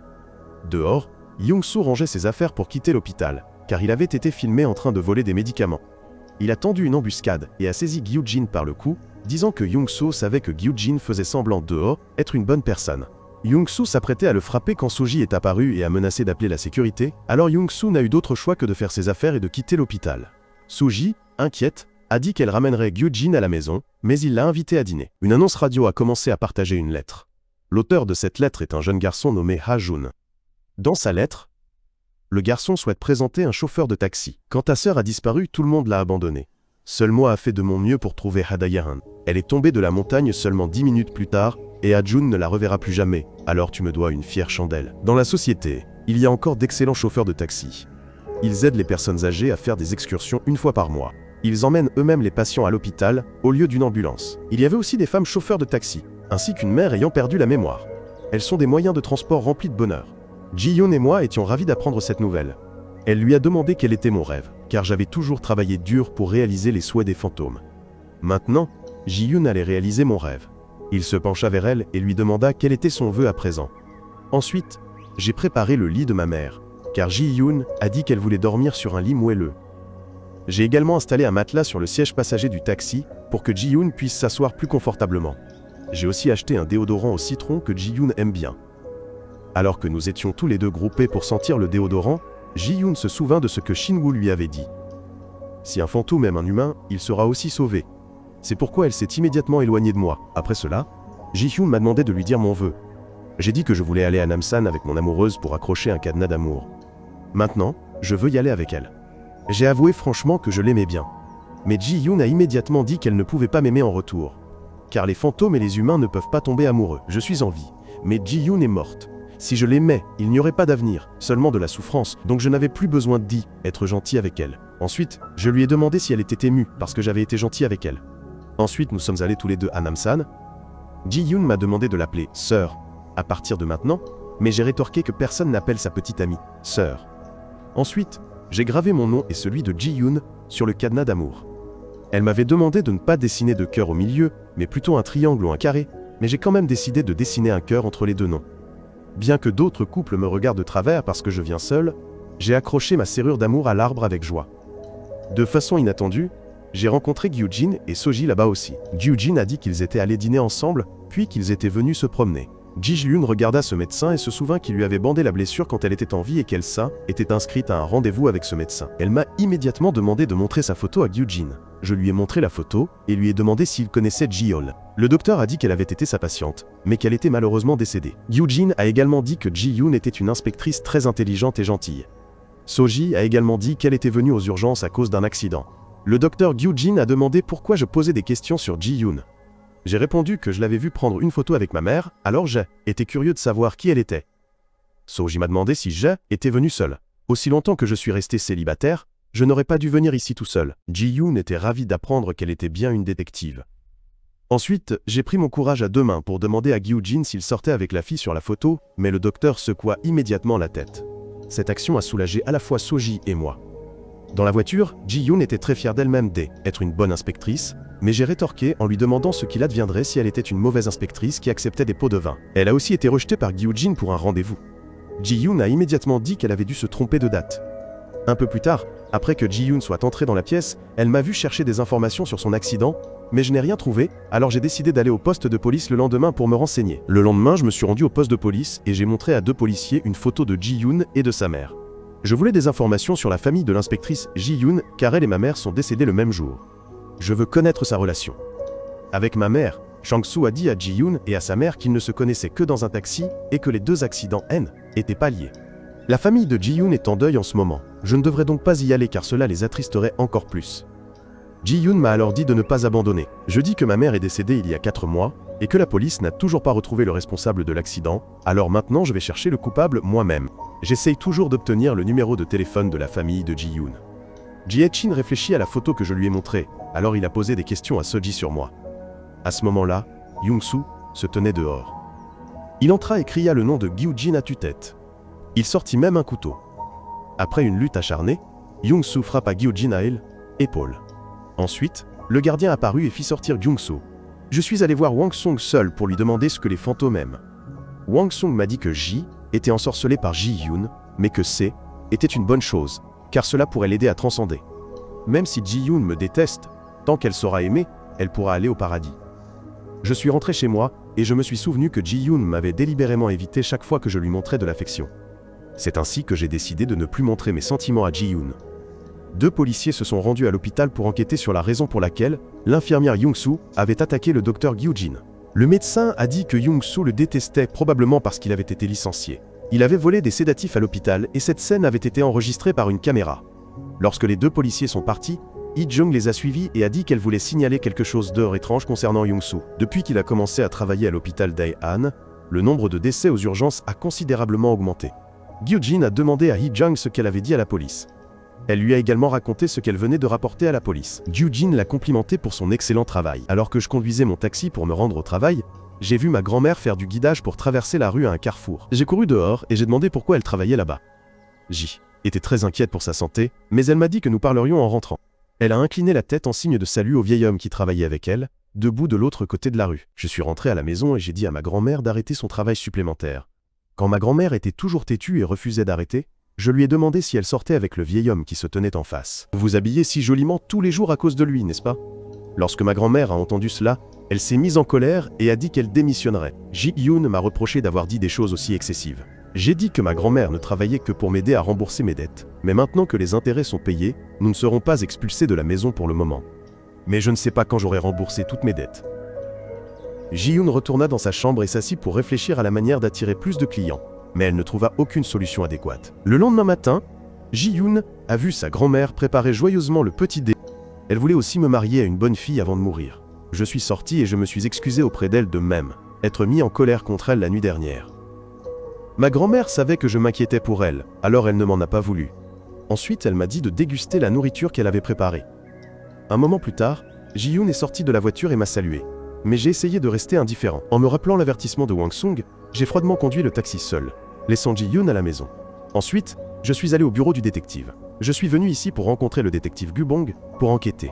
J'ai sorti la photo de Ji-yoon et j'ai demandé à Gu-bong s'il la connaissait. Le détective a dit qu'il avait été convoqué au poste de police à plusieurs reprises à cause d'elle. Ensuite, il a trouvé une excuse pour me renvoyer. J'ai quand même essayé de demander les coordonnées d'un parent de Ji-yoon, mais il m'a mis à la porte de son bureau. Un moment plus tard, Gu-bong a ramassé une carte de visite. Il se souvint que le père de Ji-yoon était venu le voir. Le père de Ji-yoon sortit une carte de visite et se présenta comme un officier de police. Il demanda à Gu-bong de lui remettre les photos qu'il avait secrètement prises de Ji-yoon. Gu-bong refusa, affirmant qu'il ne pouvait pas révéler les secrets des clients qu'il avait engagés et qu'il avait supprimé ces photos. Le père de Ji-yoon déclara que coopérer avec lui était la seule façon pour Gu-bong de survivre. Le détective connaissant le secret de celui qui l'a engagé pour prendre des photos, cette personne ne le laissera pas tranquille. Je suis allé à l'hôpital Daejeon pour voir So-ji. Je voulais obtenir plus d'informations sur l'accident de Ji-yoon. So-ji a dit qu'elle avait été transportée aux urgences. Plus tard, Ji-yoon a été transférée en soins intensifs et est soudainement décédée d'un arrêt cardiaque. Quand j'ai demandé les coordonnées de la famille de Ji-hyun, So-ji a refusé de divulguer les informations des patients de l'hôpital. Le soir, je suis rentré chez moi en voiture et je me suis excusé auprès de Ji-hyun pour l'avoir laissé seul à la maison à cause d'une urgence. Ji-hyun dit que je suis le directeur commercial du taxi fantôme. Comment pourrais-je la laisser derrière moi? Mais j'ai dit que nous n'avions pas besoin d'être ensemble tout le temps. Ji-hyun est montée à l'étage avec elle, et m'a dit qu'elle se souvenait de beaucoup de souvenirs incomplets toute la journée. Mais ils étaient tous liés à l'hôpital Daejeon, alors elle voulait que j'y aille avec elle pour trouver des indices. Mais j'ai utilisé toutes sortes de raisons pour la refuser. Ensuite, j'ai vu Ji-hyun pleurer douleur, alors je n'ai eu d'autre choix que de l'emmener à l'hôpital Daejeon pour une enquête. Gyu-jin me voyant parler tout seul, le docteur est venu me demander pourquoi j'étais à l'hôpital à cette heure-ci. J'ai dit qu'une connaissance était hospitalisée et que je venais lui rendre visite. Gyu-jin est parti alors qu'il se retournait pour regarder. Il m'a vu parler tout seul. Ji-hyun et moi sommes entrés dans la salle de stockage du matériel médical pour enquêter. Lorsqu'une brume noire arrive, un fantôme masculin nommé Ma-dong apparaît. Il explique qu'il n'est pas un mauvais esprit, car Ma-dong veut toujours rencontrer quelqu'un, c'est pourquoi il reste ici. Il a dit qu'il était là depuis 5 ans et qu'il savait beaucoup de choses sur ce qui était passé dans cet hôpital. Ensuite, il a demandé aux 2 hommes s'ils étaient des chauffeurs de taxi fantômes. Ensuite, il leur a demandé de l'aider à réaliser sa dernière volonté. Quand Ma-dong a dit qu'il n'avait pas d'argent, Ji-hyun a immédiatement rejeté sa demande. Mais il a promis de leur fournir des informations sur cet hôpital. Après avoir entendu cela, j'ai immédiatement accepté d'aider Ma-dong. Ji-hyun m'a arrêté en disant que je n'avais pas besoin d'argent pour rembourser ma dette. J'ai dit que le plus important maintenant était d'enquêter sur son accident. Ensuite, Ma-dong a conduit les 2 hommes à l'endroit où les cendres de son défunt étaient conservées. Il a dit que son souhait le plus cher était de retrouver sa fille Sera. Après le décès prématuré de sa femme, Ma-dong, il était trop occupé à gagner de l'argent pour envoyer sa fille chez sa sœur.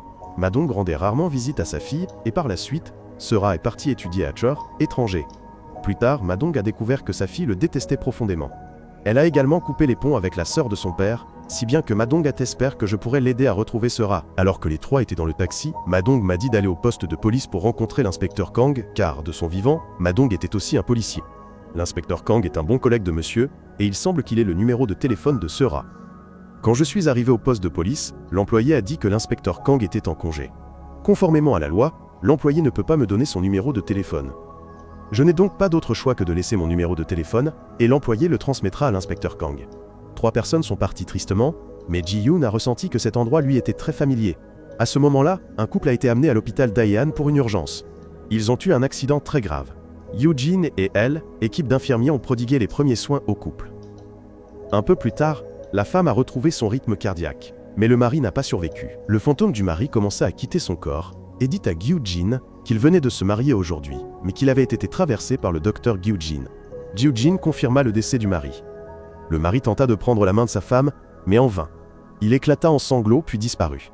Ji-hyun et moi restâmes dehors, regardant tristement. En rentrant à la maison, Ji-hyun m'a dit qu'elle avait essayé de me traiter froidement pour ne pas être transcendée. Mais aujourd'hui, en assistant à la détresse du jeune couple, Ji-hyun a réalisé que peu importe à quel point ils s'aiment, ils devront un jour se séparer. Donc Ji-hyun et moi ne pourrons jamais être heureux ensemble, mais elle désire toujours que je reste à ses côtés comme maintenant. J'ai donc dit que je serais toujours là quand elle aurait besoin de moi. Ensuite, il l'embrassa doucement sur les lèvres. La nuit, Ji-hyun n'arrêtait pas de penser à ce baiser, et j'ai regretté d'avoir fait une déclaration d'amour aussi mièvre. Le lendemain matin, elle fut très surprise de me voir apprêté. Elle me demanda donc si j'allais à un rendez-vous galant. J'acquiesçai. Elle fut si heureuse d'apprendre cette nouvelle qu'elle me fit immédiatement une belle coiffure. Elle m'aida aussi à choisir une tenue appropriée pour notre premier rendez-vous. Quand Ji-hyun vit mon air sérieux, elle ne put s'empêcher de rire. Elle a ajusté quelques détails sur ma tenue et m'a dit que j'étais beau. Pendant que nous étions en taxi, Ji-hyun m'a demandé où je l'emmenais. J'ai répondu que j'allais l'emmener en rendez-vous. Hier soir, j'ai étudié son programme toute la nuit. Je voulais que notre premier rendez-vous soit romantique. Je voulais emmener Ji-hyun dans un restaurant et un parc d'attractions. Mais elle a insisté pour aller au bord du lac, admirer le paysage, afin de économiser de l'argent. Ensuite, nous nous sommes promenés. J'ai proposé à Ji-hyun de me tenir la main. Mais cette fois, nous n'avons pas pu nous tenir la main. J'ai dit que nous nous tenions la main la dernière fois. Ji-hyun a alors fait de son mieux pour me frapper, mais leurs mains se traversaient toujours. Elle a essayé à nouveau, mais leurs mains ne pouvaient toujours pas se toucher. Après un moment, Ji-hyun et moi avons regardé le coucher de soleil ensemble, et elle m'a remercié d'être toujours à ses côtés. J'ai dit que Wang Sung m'avait dit que si un fantôme m'aimait vraiment, il irait au paradis. Mais pourquoi Ji-hyun est-elle encore là?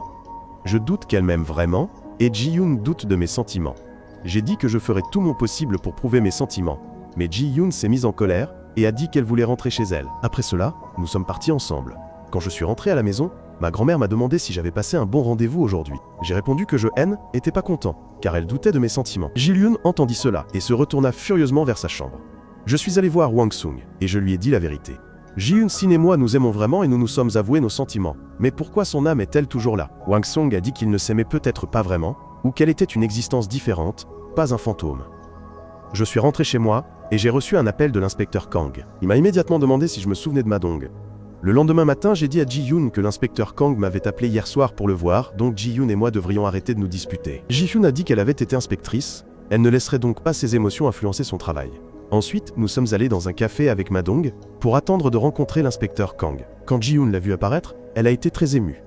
Elle a pleuré et s'est sentie le cœur brisé, alors elle s'est précipitée vers le taxi. Je me suis inquiété, et je suis sorti pour m'enquérir de sa situation. Ji-Yoon a dit qu'elle ressentait une douleur vive soudaine à la poitrine. Je devrais y aller et continuer.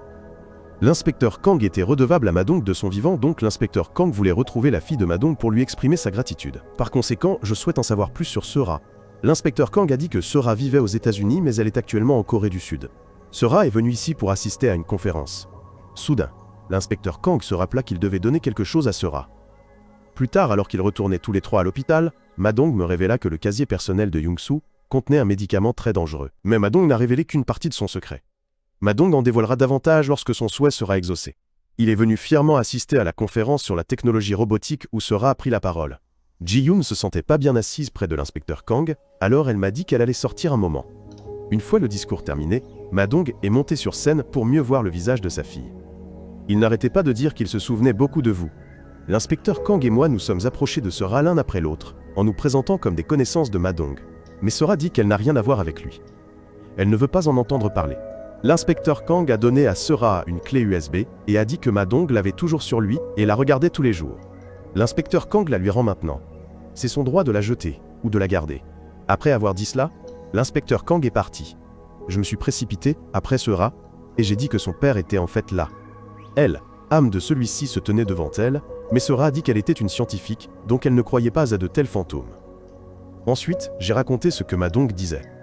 Il s'excuse d'avoir envoyé Sera chez sa sœur quand elle était enfant, après la mort de sa femme. Il s'excuse également de ne pas avoir acheté de gâteau aux fraises à sa fille pour son anniversaire. Mais Sera ne voulait pas tout de même écouter, s'en alla. Ensuite, elle décida de brancher la clé USB dans l'ordinateur. Sera se regarda une vidéo. Elle retraçait le parcours depuis sa naissance jusqu'à son entrée au collège. Dans la vidéo, le père de Sera apparaît également. Mais Sera a fermé son ordinateur et n'a pas regardé plus loin.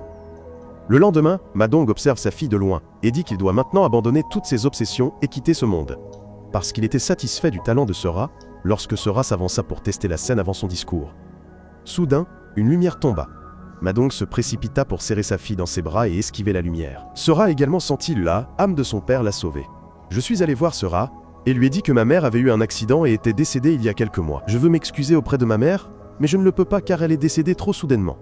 Je peux voir le âme des morts. Alors j'ai rencontré le père de Sera. Mais je ne peux pas voir la âme de ma mère. Et je sais que ma mère me surveille toujours. Le père de Sera aussi. Il a erré partout dans le monde pendant 5 ans juste par inquiétude pour elle. Le lendemain, j'ai informé Ma-dong que Sera avait appelé pour le rencontrer, ce qui l'a rendu très excité. Sera m'a demandé de venir à l'endroit où les cendres de son père sont conservées. Tout le monde arrive au lieu de repos de Ma-dong. Sera lui demande s'il est toujours là. Quand je dis que Ma-dong est juste à côté d'elle, elle dit qu'elle détestait et reprochait beaucoup à son père. Elle savait que son père lui avait sauvé la vie hier. Ce n'est qu'à présent qu'elle comprend qu'il ne l'avait pas abandonnée. Il s'est avéré que son père se souvenait de Sera autant qu'elle se souvenait de lui. Sera savait que son père l'aimait, mais elle ne comprenait pas pourquoi il privilégiait son travail à sa fille. Cependant, Sera ne nourrissait plus de ressentiment envers Ma-dong, lui permettant ainsi de quitter ce monde en paix. Ma-dong a serré sa fille dans ses bras et a disparu dans les airs. Sera s'est mise à pleurer. Ji-Yoon et moi sommes allés à l'hôpital Daehan pour savoir quelle était cette étrange médecine dans l'armoire à pharmacie de Young-soo. J'ai supplié Soji de me laisser voir le placard de Young-soo, car j'avais besoin de confirmer quelque chose. Bien que Soji ait refusé ma demande, j'ai continué à insister et Soji a finalement accepté de m'aider. Mais ensuite, Soji a annoncé que Young-soo avait vidé le placard. J'ai immédiatement demandé son adresse. Soji m'a conseillé de ne plus essayer d'enquêter et de me concentrer sur mon travail pour prendre soin de la vieille dame. Laissez la police enquêter là-dessus. Mais je veux que Soji me donne l'adresse de Young-soo. Quand Ji-Yoon et moi sommes arrivés à l'appartement où vivait Young-soo, nous y avons trouvé le fantôme d'une fille nommée Mi-kyung. Elle m'a demandé de l'aider à retrouver Young-soo. Quand Mi-kyung est revenu, son visage haine était plus le même. Ensuite, son vrai visage est apparu. Mi-kyung les a menés à la maison de Young-soo, qui était aussi l'endroit où son corps se trouvait. J'ai demandé si Young-soo était la cause de sa mort.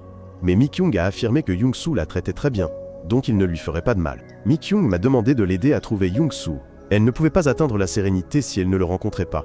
Je suis entré dans la chambre de Young-soo et j'ai vu de nombreuses photos de deuil accrochées. Il y avait aussi une photo de Ji-yoon pleurant Soji et une photo de moi pleurant aux funérailles de ma mère. À ce moment-là, le père Kang est arrivé dans un hôpital. Il est entré dans une unité de soins intensifs pour rendre visite à sa fille. Elle était inconsciente et respirait à l'aide d'un respirateur. Et soudain, elle a eu une crise d'épilepsie. De ce côté, Ji-yoon sentit son âme se dissoudre. Dans la chambre d'hôpital, des médecins et des infirmières sont entrés pour examiner et injecter Ji-yoon. Ils ont informé le père de Ji-yoon qu'elle était hors de danger.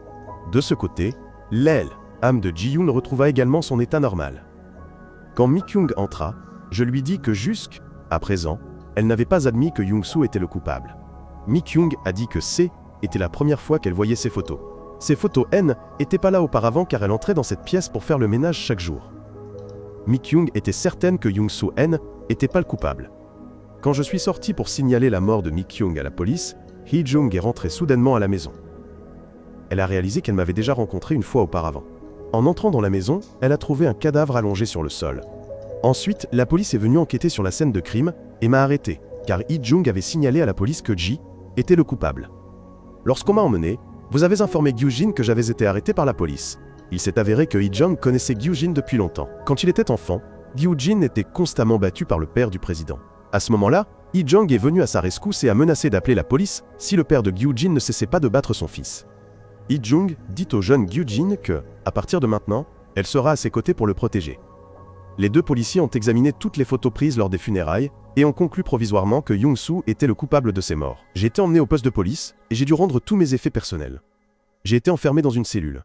Ji-teun s'est assise avec moi et s'est excusée, disant que si elle survivait, elle pourrait témoigner en ma faveur. Mais maintenant, Ji-yoon n'est qu'un fantôme inutile. J'ai dit que Ji était innocent, donc je serai libéré tôt ou tard. Ji était dans la cellule avec la personne que j'aimais, alors je ne voulais plus sortir.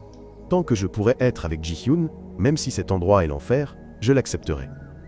Ji-hyun sourit et dit qu'elle aussi. Ensuite, mes 3 collègues sont venus me rendre visite. J'ai dit que Ji était incompris et que je serais bientôt libéré.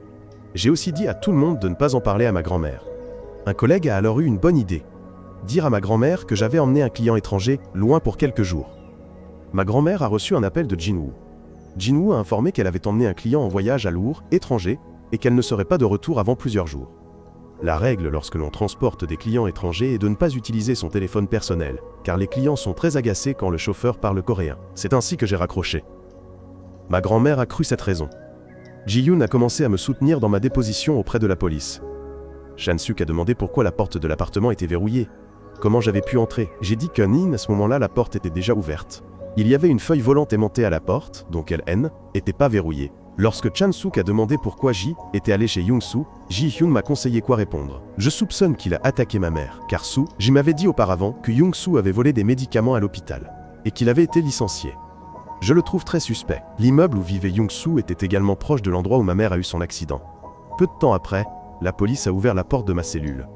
Ils m'ont informé que Ji était libéré car les résultats de l'autopsie indiquaient que le corps dans l'appartement était mort depuis plus d'1 semaine et qu'il n'y avait pas mes empreintes digitales sur la seringue. La police a retrouvé la moto, le casque et les gants dans une zone isolée. Les tests ADN sur les cheveux trouvés sur le casque appartenaient à Young-soo, ce qui a conduit la police à conclure qu'il était un tueur en série. J'ai demandé s'il était celui qui avait tué ma mère et Ji-hyun, et Chan-suk a répondu qu'il était très probable que Young-soo soit le coupable. La police lance un mandat d'arrêt national à son encontre. Je ne devrais donc pas mener ma propre enquête. Malheureusement, quelqu'un a conduit une moto dans une zone isolée, et c'est cette moto qui a percuté ma mère. La personne a délibérément abandonné la moto ici, afin que la police puisse la retrouver et enquêter. Alors que je me préparais à partir, j'ai aperçu une photo de l'inspectrice Ji-hyun. Sur la photo, elle se tenait à côté de l'inspecteur Kang. Ji-hyun s'est également souvenu qu'il était son père biologique, et qu'ils avaient pris cette photo ensemble. Ji-hyun éclata immédiatement en sanglots. Ji-hyun m'a dit qu'elle ne pouvait se souvenir que des souvenirs du jour où elle avait pris une photo avec son père. Ji-hyun m'a aussi demandé de ne pas dire à l'inspecteur Kang qu'elle était à mes côtés, car s'il savait qu'elle était un fantôme sans mémoire, il serait très bouleversé. Ensuite, les deux se sont rendus chez le père biologique de Ji-hyun, j'ai demandé à entrer dans la maison, et j'ai dit que j'avais quelque chose à dire à propos de Ji-hyun. J'ai dit à l'inspecteur Kang que ma mère était une chauffeuse de taxi nommée Jin-suk. Il y a 4 mois, Elle a eu un accident de voiture et est décédée. Par coïncidence, Ji-yoon est également décédé ce jour-là. Ils entretenaient une relation assez proche. Je leur ai également montré une photo d'eux ensemble. J'ai également dit que Ji était assez proche de Ji-yoon. Dès le début, j'ai pensé que l'accident de ma mère et celui de Ji-yoon étaient liés, alors j'ai enquêté en secret. Lorsque l'inspecteur Kang a dit que la police avait supposé que Jin-sook était le coupable, mais que j'ai dit que je doutais toujours de la conclusion de la police, je suis donc venu ici pour demander comment Ji-yoon était morte. L'inspecteur Kang n'a pas encore cru en moi. Il a besoin de plus de temps pour réfléchir. Le soir, quand je suis rentré chez moi, j'ai regardé par la fenêtre et j'ai vu Ji-yoon assise dans sa voiture en train de pleurer, alors je suis sorti la réconforter. Ji-yoon a dit qu'elle pleurait parce qu'elle se sentait coupable envers son père. À ce moment-là, elle a remarqué quelque chose de étrange. Elle avait entendu dire que les fantômes qui s'aimaient étaient réincarnés. Ji-yoon sait qui elle est et a rencontré son père. Le jour où elle était chez Young-soo, son âme s'est dissipée, mais n'a pas pu passer de l'autre côté.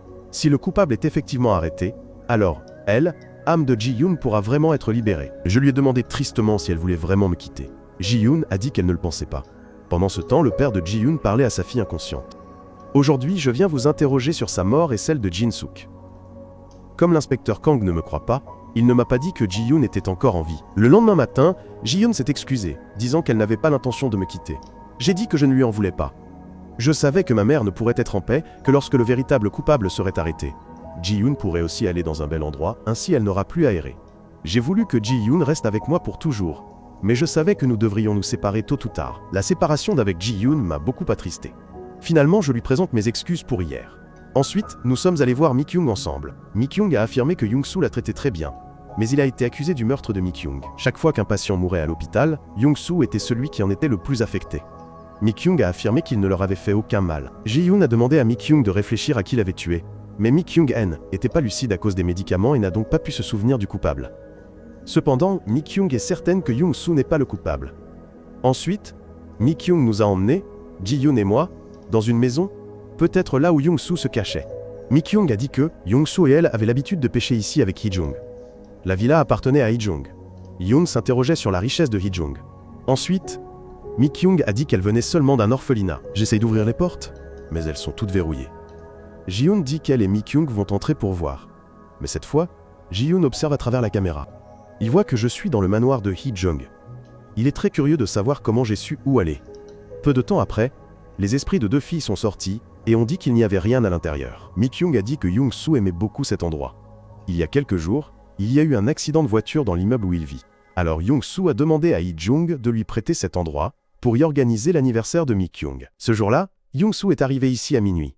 De ce côté-ci, Ji-yoon regardait la caméra et m'a vu rentrer chez moi en voiture, seul. Il se demandait ce que je savais. Gyujin a immédiatement appelé Hee-jung pour l'informer que je venais d'arriver à sa villa. Gyujin lui a également demandé si elle m'avait dit quoi que ce soit. Ce soir-là, Ji-yoon et moi sommes rentrés à la maison pour attendre que l'inspecteur Kwon rentre du travail. Ji-yoon dit qu'elle a découvert quelque chose de très étrange.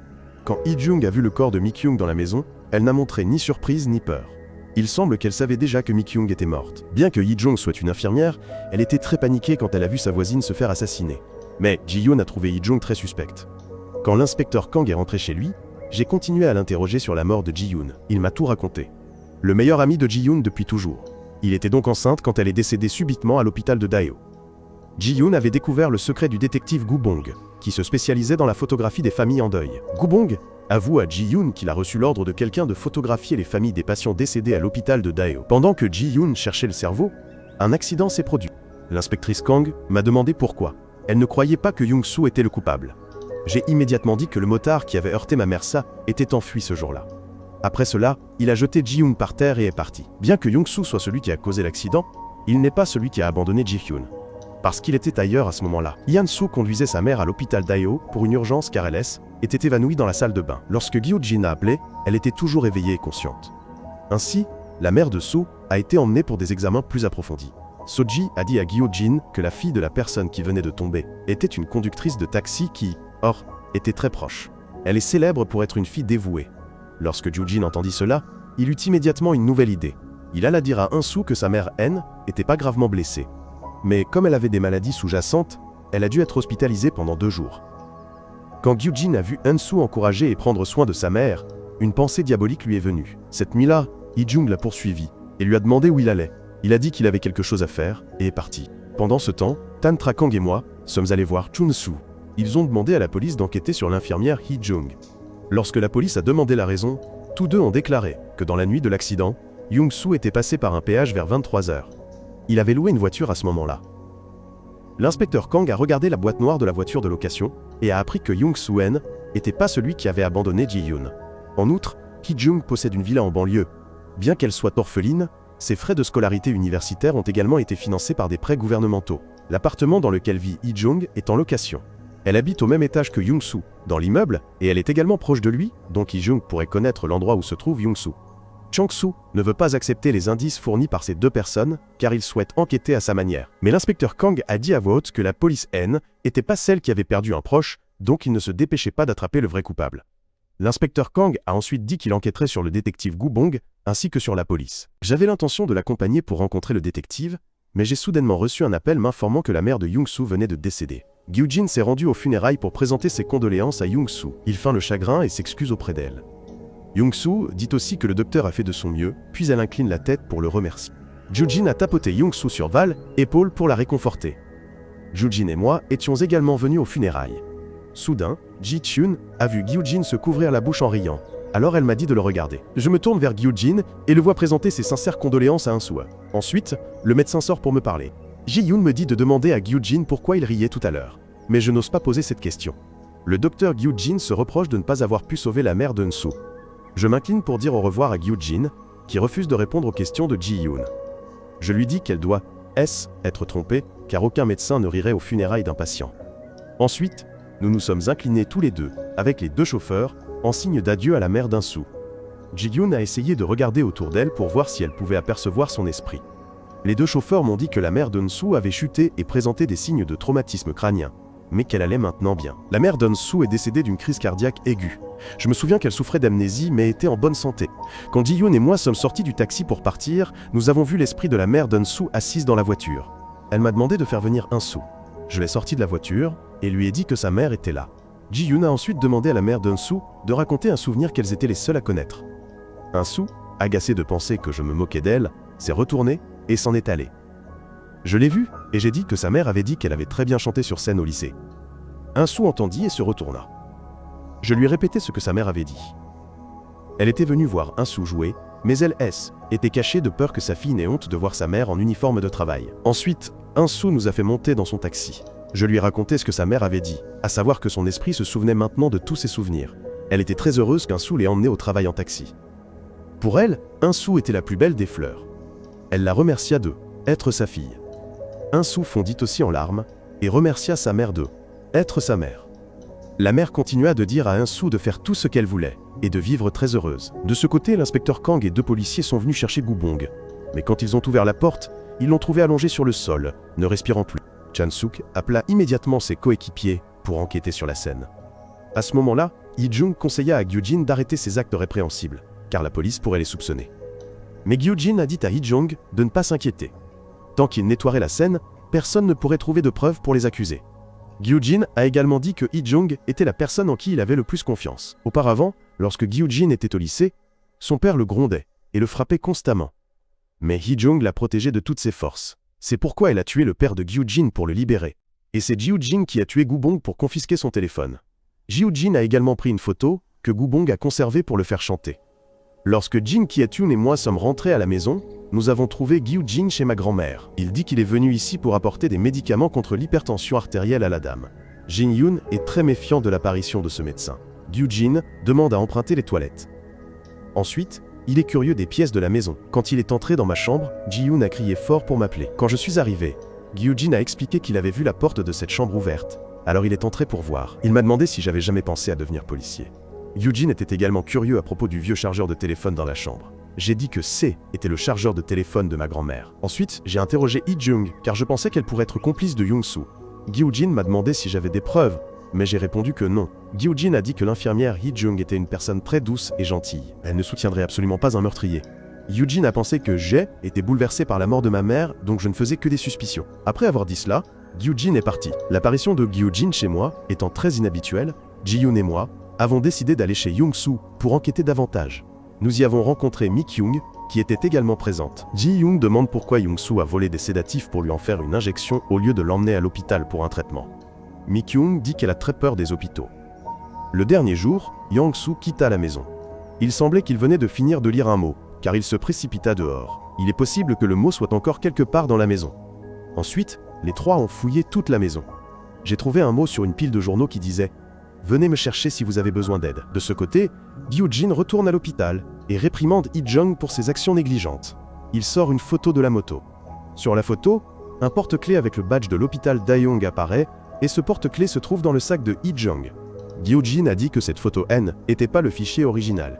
Maintenant, au poste de police, le jeune policier informe Jung-soo qu'il a vérifié les images stockées dans la mémoire en ligne de Gubong. Il a trouvé une photo que la police n'avait jamais récupérée. Jung-soo a regardé la photo de la moto. Il a vu un porte-clés avec le logo de l'hôpital Daeong y accroché. De ce côté, quand l'infirmière Hee-jung est rentrée chez elle, elle m'a trouvé devant l'appartement de Jung-soo. J'ai dit que je voulais entrer chez lui pour enquêter, mais la porte était verrouillée. Quand Hee-jung est parti, j'ai demandé à lui parler en privé. Hee-jung m'a préparé un café. Je lui ai demandé quelle était sa relation avec Jung-soo. Y a-t-il un lien spécial entre eux? Mais Hee-jung refuse de répondre à cette question, car je ne suis pas policier. Lorsque j'ai ramassé la tasse de café, Ji-yoon s'est souvenu qu'elle était tombée ici. Elle m'a dit de ne pas boire cette tasse de café. Je l'ai posée sur la table, et j'ai dit que je ne pourrais pas dormir si je buvais du café la nuit. Ensuite, je suis parti car Hee-jung a refusé de donner des informations. Quand nous sommes sortis, Ji-yoon a dit qu'elle y entrerait pour voir ce que Hee-jung faisait. Ji-yoon est entrée et l'a trouvé tenant un porte-clés avec le logo de l'hôpital Daeong, et il y avait une photo à l'intérieur du sac. Ji-yoon est rentrée à la maison et m'a dit qu'elle avait l'impression d'avoir déjà vu ce porte-clés quelque part. Au même moment, l'inspecteur Kang m'a appelé pour m'informer que le détective Gubong était mort d'une intoxication médicamenteuse. La police a découvert une nouvelle photo dans ses archives en ligne.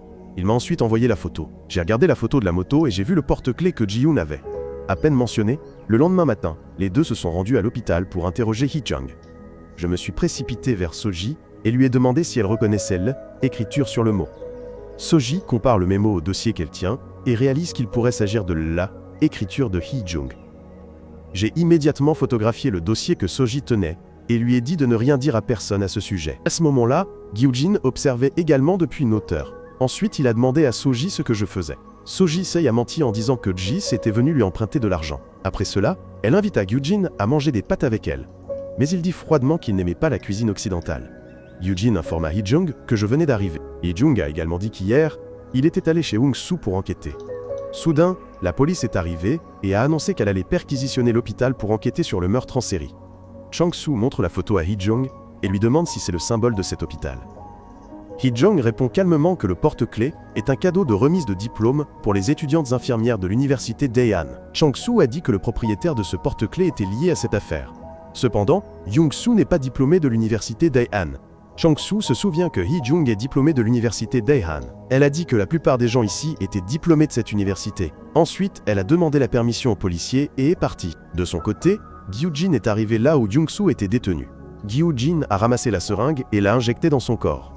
Ji-yoon et moi avons comparé les écritures et avons confirmé que l'écriture sur le mot, était celle de l'infirmière Hee-jung. Serait-elle complice de Jung-soo?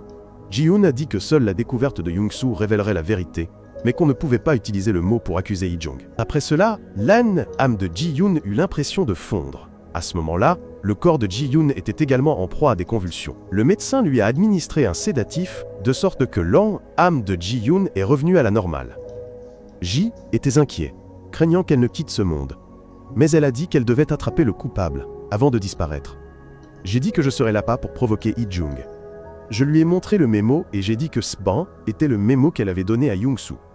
Maintenant, la police n'a que à vérifier l'écriture sur le mémo et ils sauront qui l'a écrit. Hee-jung a expliqué que Jung-soo était son cher collègue. Il avait volé des médicaments et avait eu de gros ennuis. C'est pourquoi elle lui avait envoyé le mot pour l'aider. Mais Jung-soo n'était pas venu la voir. J'ai montré la photo avec le logo de l'hôpital Daehan. Ensuite, Hee-jung a rétorqué que n'importe quelle étudiante infirmière diplômée de l'université Daehan avait ce porte-clés, donc il ne pouvait pas servir de preuve. J'ai dit que si Hee-jung restait silencieuse, je la considérerais comme complice de Jung-soo. Je lui donne 2 jours pour y réfléchir avant de remettre ce papier à la police. Quand je suis parti, Hee-jung était très inquiète, alors il a immédiatement appelé Gyu-jin. Au moment où je sortais de la voiture, Hee-ket a été assommé par un individu mystérieux. Je me suis réveillé, attaché à une chaise, et Jung-soo gisait là, inconscient. Il semble qu'il ne respire plus. Puis, Gyu-jin est sorti, s'est assis, a ricané et a dit que Sik était lui qui avait tué ma mère. Pourtant, pendant tout ce temps, j'avais considéré Gyu-jin comme mon bienfaiteur. ce qui le rendait très heureux. Gyujin m'en tient responsable d'avoir enquêté sur ces crimes, c'est pourquoi il ne veut pas encore me tuer. J'ai demandé pourquoi il tuait des gens. Gyujin a dit que si, était simplement parce qu'il aimait ça. Ensuite, il m'a montré des vidéos des familles des victimes. Ils pleuraient douloureusement la perte de leurs proches. C'est Gyojin qui a tué Sohee et la mère d'Ing-soo. Il aimait photographier ses victimes avant leur mort. Il considérait cela comme un passe-temps. Gyujin m'a dit qu'après ce soir, tout le monde penserait que les meurtres en série à l'hôpital d'Ahan ont été commis par Young-soo et son amant, et que la dernière victime serait moi. À cause d'un accident, Yi et Young-soo ont été brûlés ici. Ensuite, Gyujin a commencé à répandre de l'essence autour de moi, revenant au moment où l'accident de ma mère Neus-san n'était pas encore produit. Ce matin-là, Ja était très en colère parce que ma mère était malade, mais essayait quand même d'aller travailler. Elle a dit qu'elle avait besoin de gagner de l'argent pour régler beaucoup de choses. J'ai dit que mon père était mort d'avoir trop travaillé pour rembourser ses dettes. Maintenant, ma mère veut faire de même. Ma mère était assez en colère d'entendre son fils dire cela. J'ai même donné un coup de pied au taxi avant d'arriver à L, école. Quand je suis arrivé à L, école, j'ai écrit sur un bout de papier que je m'excuserais auprès de ma mère, n'est-ce pas? Ensuite, j'ai reçu un message de ma mère m'invitant à manger du barbecue. À ce moment-là, ma mère emmenait Ji-yoon dans un immeuble quand elle a vu Ji-yoon chercher une barrette. Ma mère a immédiatement sorti sa pince à cheveux et la lui a prêtée. Ji-yoon s'est attaché les cheveux et est entrée, mais voyant que tout le monde avait les cheveux lâchés, elle est allée aux toilettes, a retiré la pince à cheveux et l'a mise à son poignet. Ensuite, Ji-yoon entra pour rencontrer Lee-jung. Elle monta à l'aile, étage pour boire avec Lee-jung. Pendant que Lee-jung allait chercher plus d'alcool, Ji-yoon fouilla sa chambre à la recherche de preuves. Soudain, Ji-yoon fut maîtrisée par le docteur Gyujin. Quand elle a maîtrisé le médecin, elle a senti le poison envahir son corps. Ji-yoon chancela et renversa 2 verres de vin. Gyujin ramassa son téléphone pour enregistrer son état pitoyable, car était le passe-temps malsain du médecin. Ji-yoon arracha immédiatement le vieux téléphone de Gyujin et tenta de s'enfuir. À ce moment-là, ma mère, qui parlait au téléphone avec son fils, vit Ji-yoon tituber et tomber. Elle a voulu aider la jeune femme à monter dans le taxi. Gyujin regardait et a appelé Hee-jung. Un peu plus tard, Ji-hyun est aussi monté dans le taxi. Elle a laissé tomber son vieux téléphone dans la voiture par inadvertance. Maman m'a appelé pour m'annoncer qu'elle devait se rendre à l'hôpital. Quand le gardien du bâtiment est accouru pour examiner la situation, Gyujin lui a dit d'appeler immédiatement une ambulance.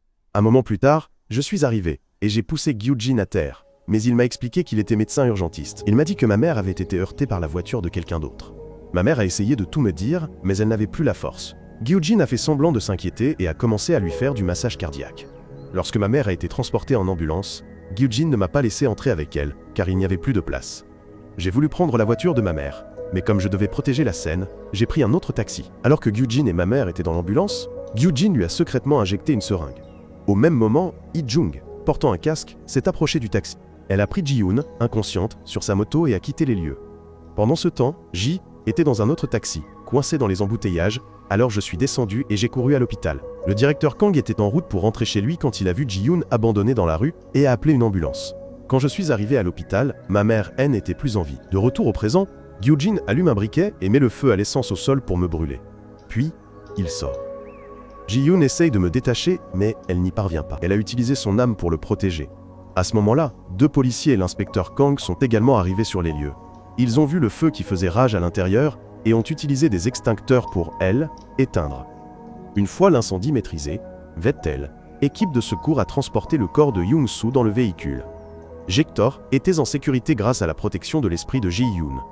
À ce moment-là, j'ai informé la police que Gyujin était le coupable. Toutes les victimes de l'hôpital d'Aehan ont été tuées par lui jusqu'à présent.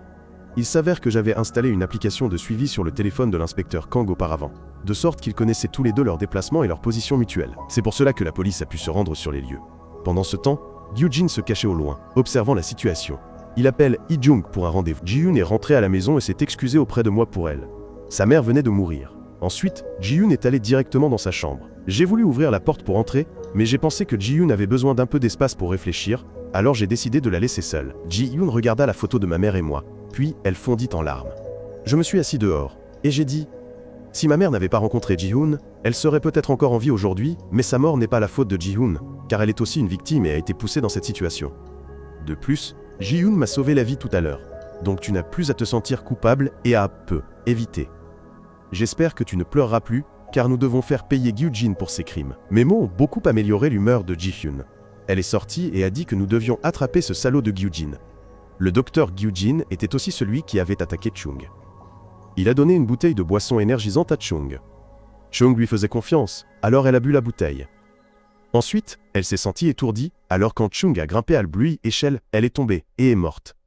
À ce moment-là, Gyujin était avec Hee-jung. Il rapporte que je suis toujours en vie. Il a visiblement vu un grand incendie, mais je n'ai pas été brûlé vif. La police est venue ensuite pour enquêter. À ce moment-là, Gyujin se sentait anxieux pour lui-même, mais Hee-jung l'a réconforté, en lui disant qu'il n'avait rien fait de mal. Elle protégera Gyujin. Hee-jung lui conseille de se cacher quelque part loin. Gyujin est convaincu qu'il a été très prudent, donc la police ne trouvera aucune preuve pour l'incriminer. Le lendemain, Gyujin s'est rendu directement au commissariat pour faire sa déposition. Pendant qu'Hee-jung attendait dehors, elle s'est souvenue qu'elle avait promis d'aider Young-soo auparavant. Alors qu'il venait de blesser Gyujin, Hee-jung a emmené Young-soo dans une maison pour se cacher temporairement. Il a demandé à Hee-jung de rentrer chez lui pour voir Mi-kyung et l'aider, car elle devait être très inquiète. Gyujin a nié toutes les accusations de la police, et il a dit qu'il n'avait tué personne. Ensuite, je suis entré pour confronter Gyujin. J'ai dit qu'il m'avait kidnappé et qu'il avait l'intention de mettre le feu. Il prévoyait de rejeter toute la faute sur Young-soo. Gyujin m'a même montré la vidéo des victimes. Mais Gyujin m'a demandé pourquoi je voulais lui faire du mal. Cela m'a mis extrêmement en colère. Je saisis Gyujin par le col, furieux.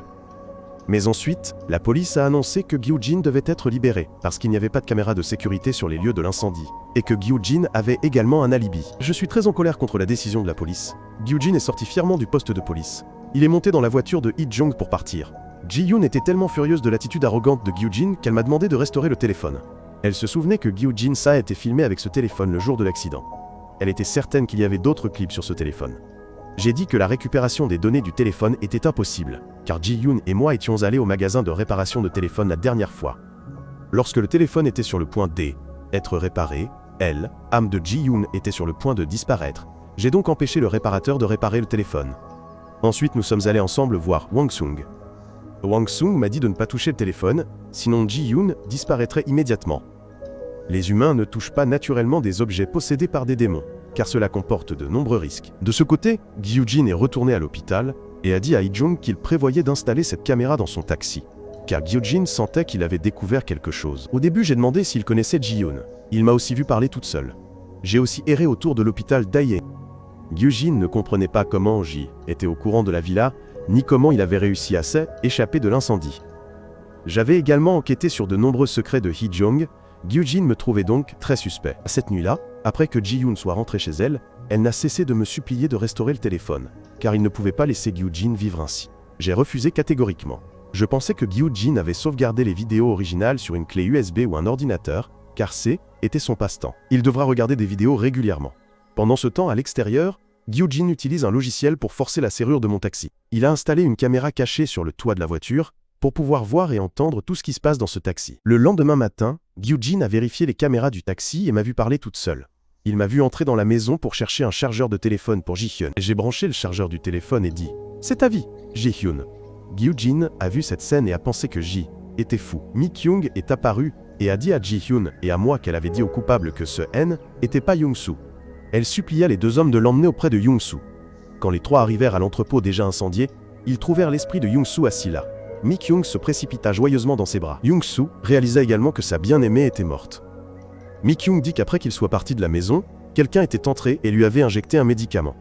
Young-soo comprit que cette personne était Hee-jung, car avant qu'il ne soit amené ici, il avait demandé à Hee-jung de rendre visite à Mi-kyung pour lui.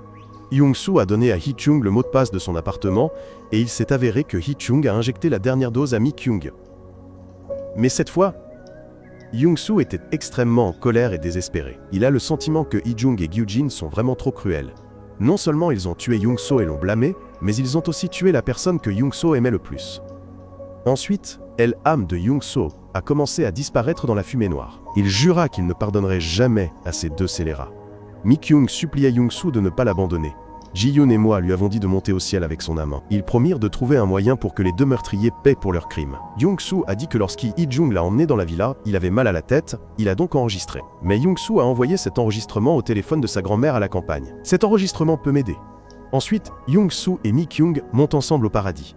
Ji-hyun et moi allons chez la grand-mère de Young-soo. Gyujin a observé les caméras et a découvert que j'avais pris l'enregistrement audio que Young-soo avait envoyé à sa grand-mère. L'enregistrement audio montrait que Gyujin était allé à la villa pour attraper Young-soo. J'ai immédiatement envoyé cet enregistrement audio au détective Chang-soo. J'ai réconforté Ji-hyun en lui disant que même s'il n'avait pas les vidéos originales enregistrées par Gyujin, cet enregistrement audio suffirait à prouver que Young-soo avait été victime d'une machination de Gyujin. Ji-yoon et moi sommes ensuite allés à l'hôpital ensemble. Ji-yoon est allée au bureau pour chercher Gyu-jin, mais elle ne l'y a pas trouvé. Tous deux se sont demandé pourquoi Gyu-jin avait disparu si rapidement, alors que la police se préparait à l'arrêter. Gyu-jin a peut-être surveillé chacun de mes mouvements et connaît donc l'existence de l'enregistrement. Ensuite, j'ai couru vers le taxi pour le chercher.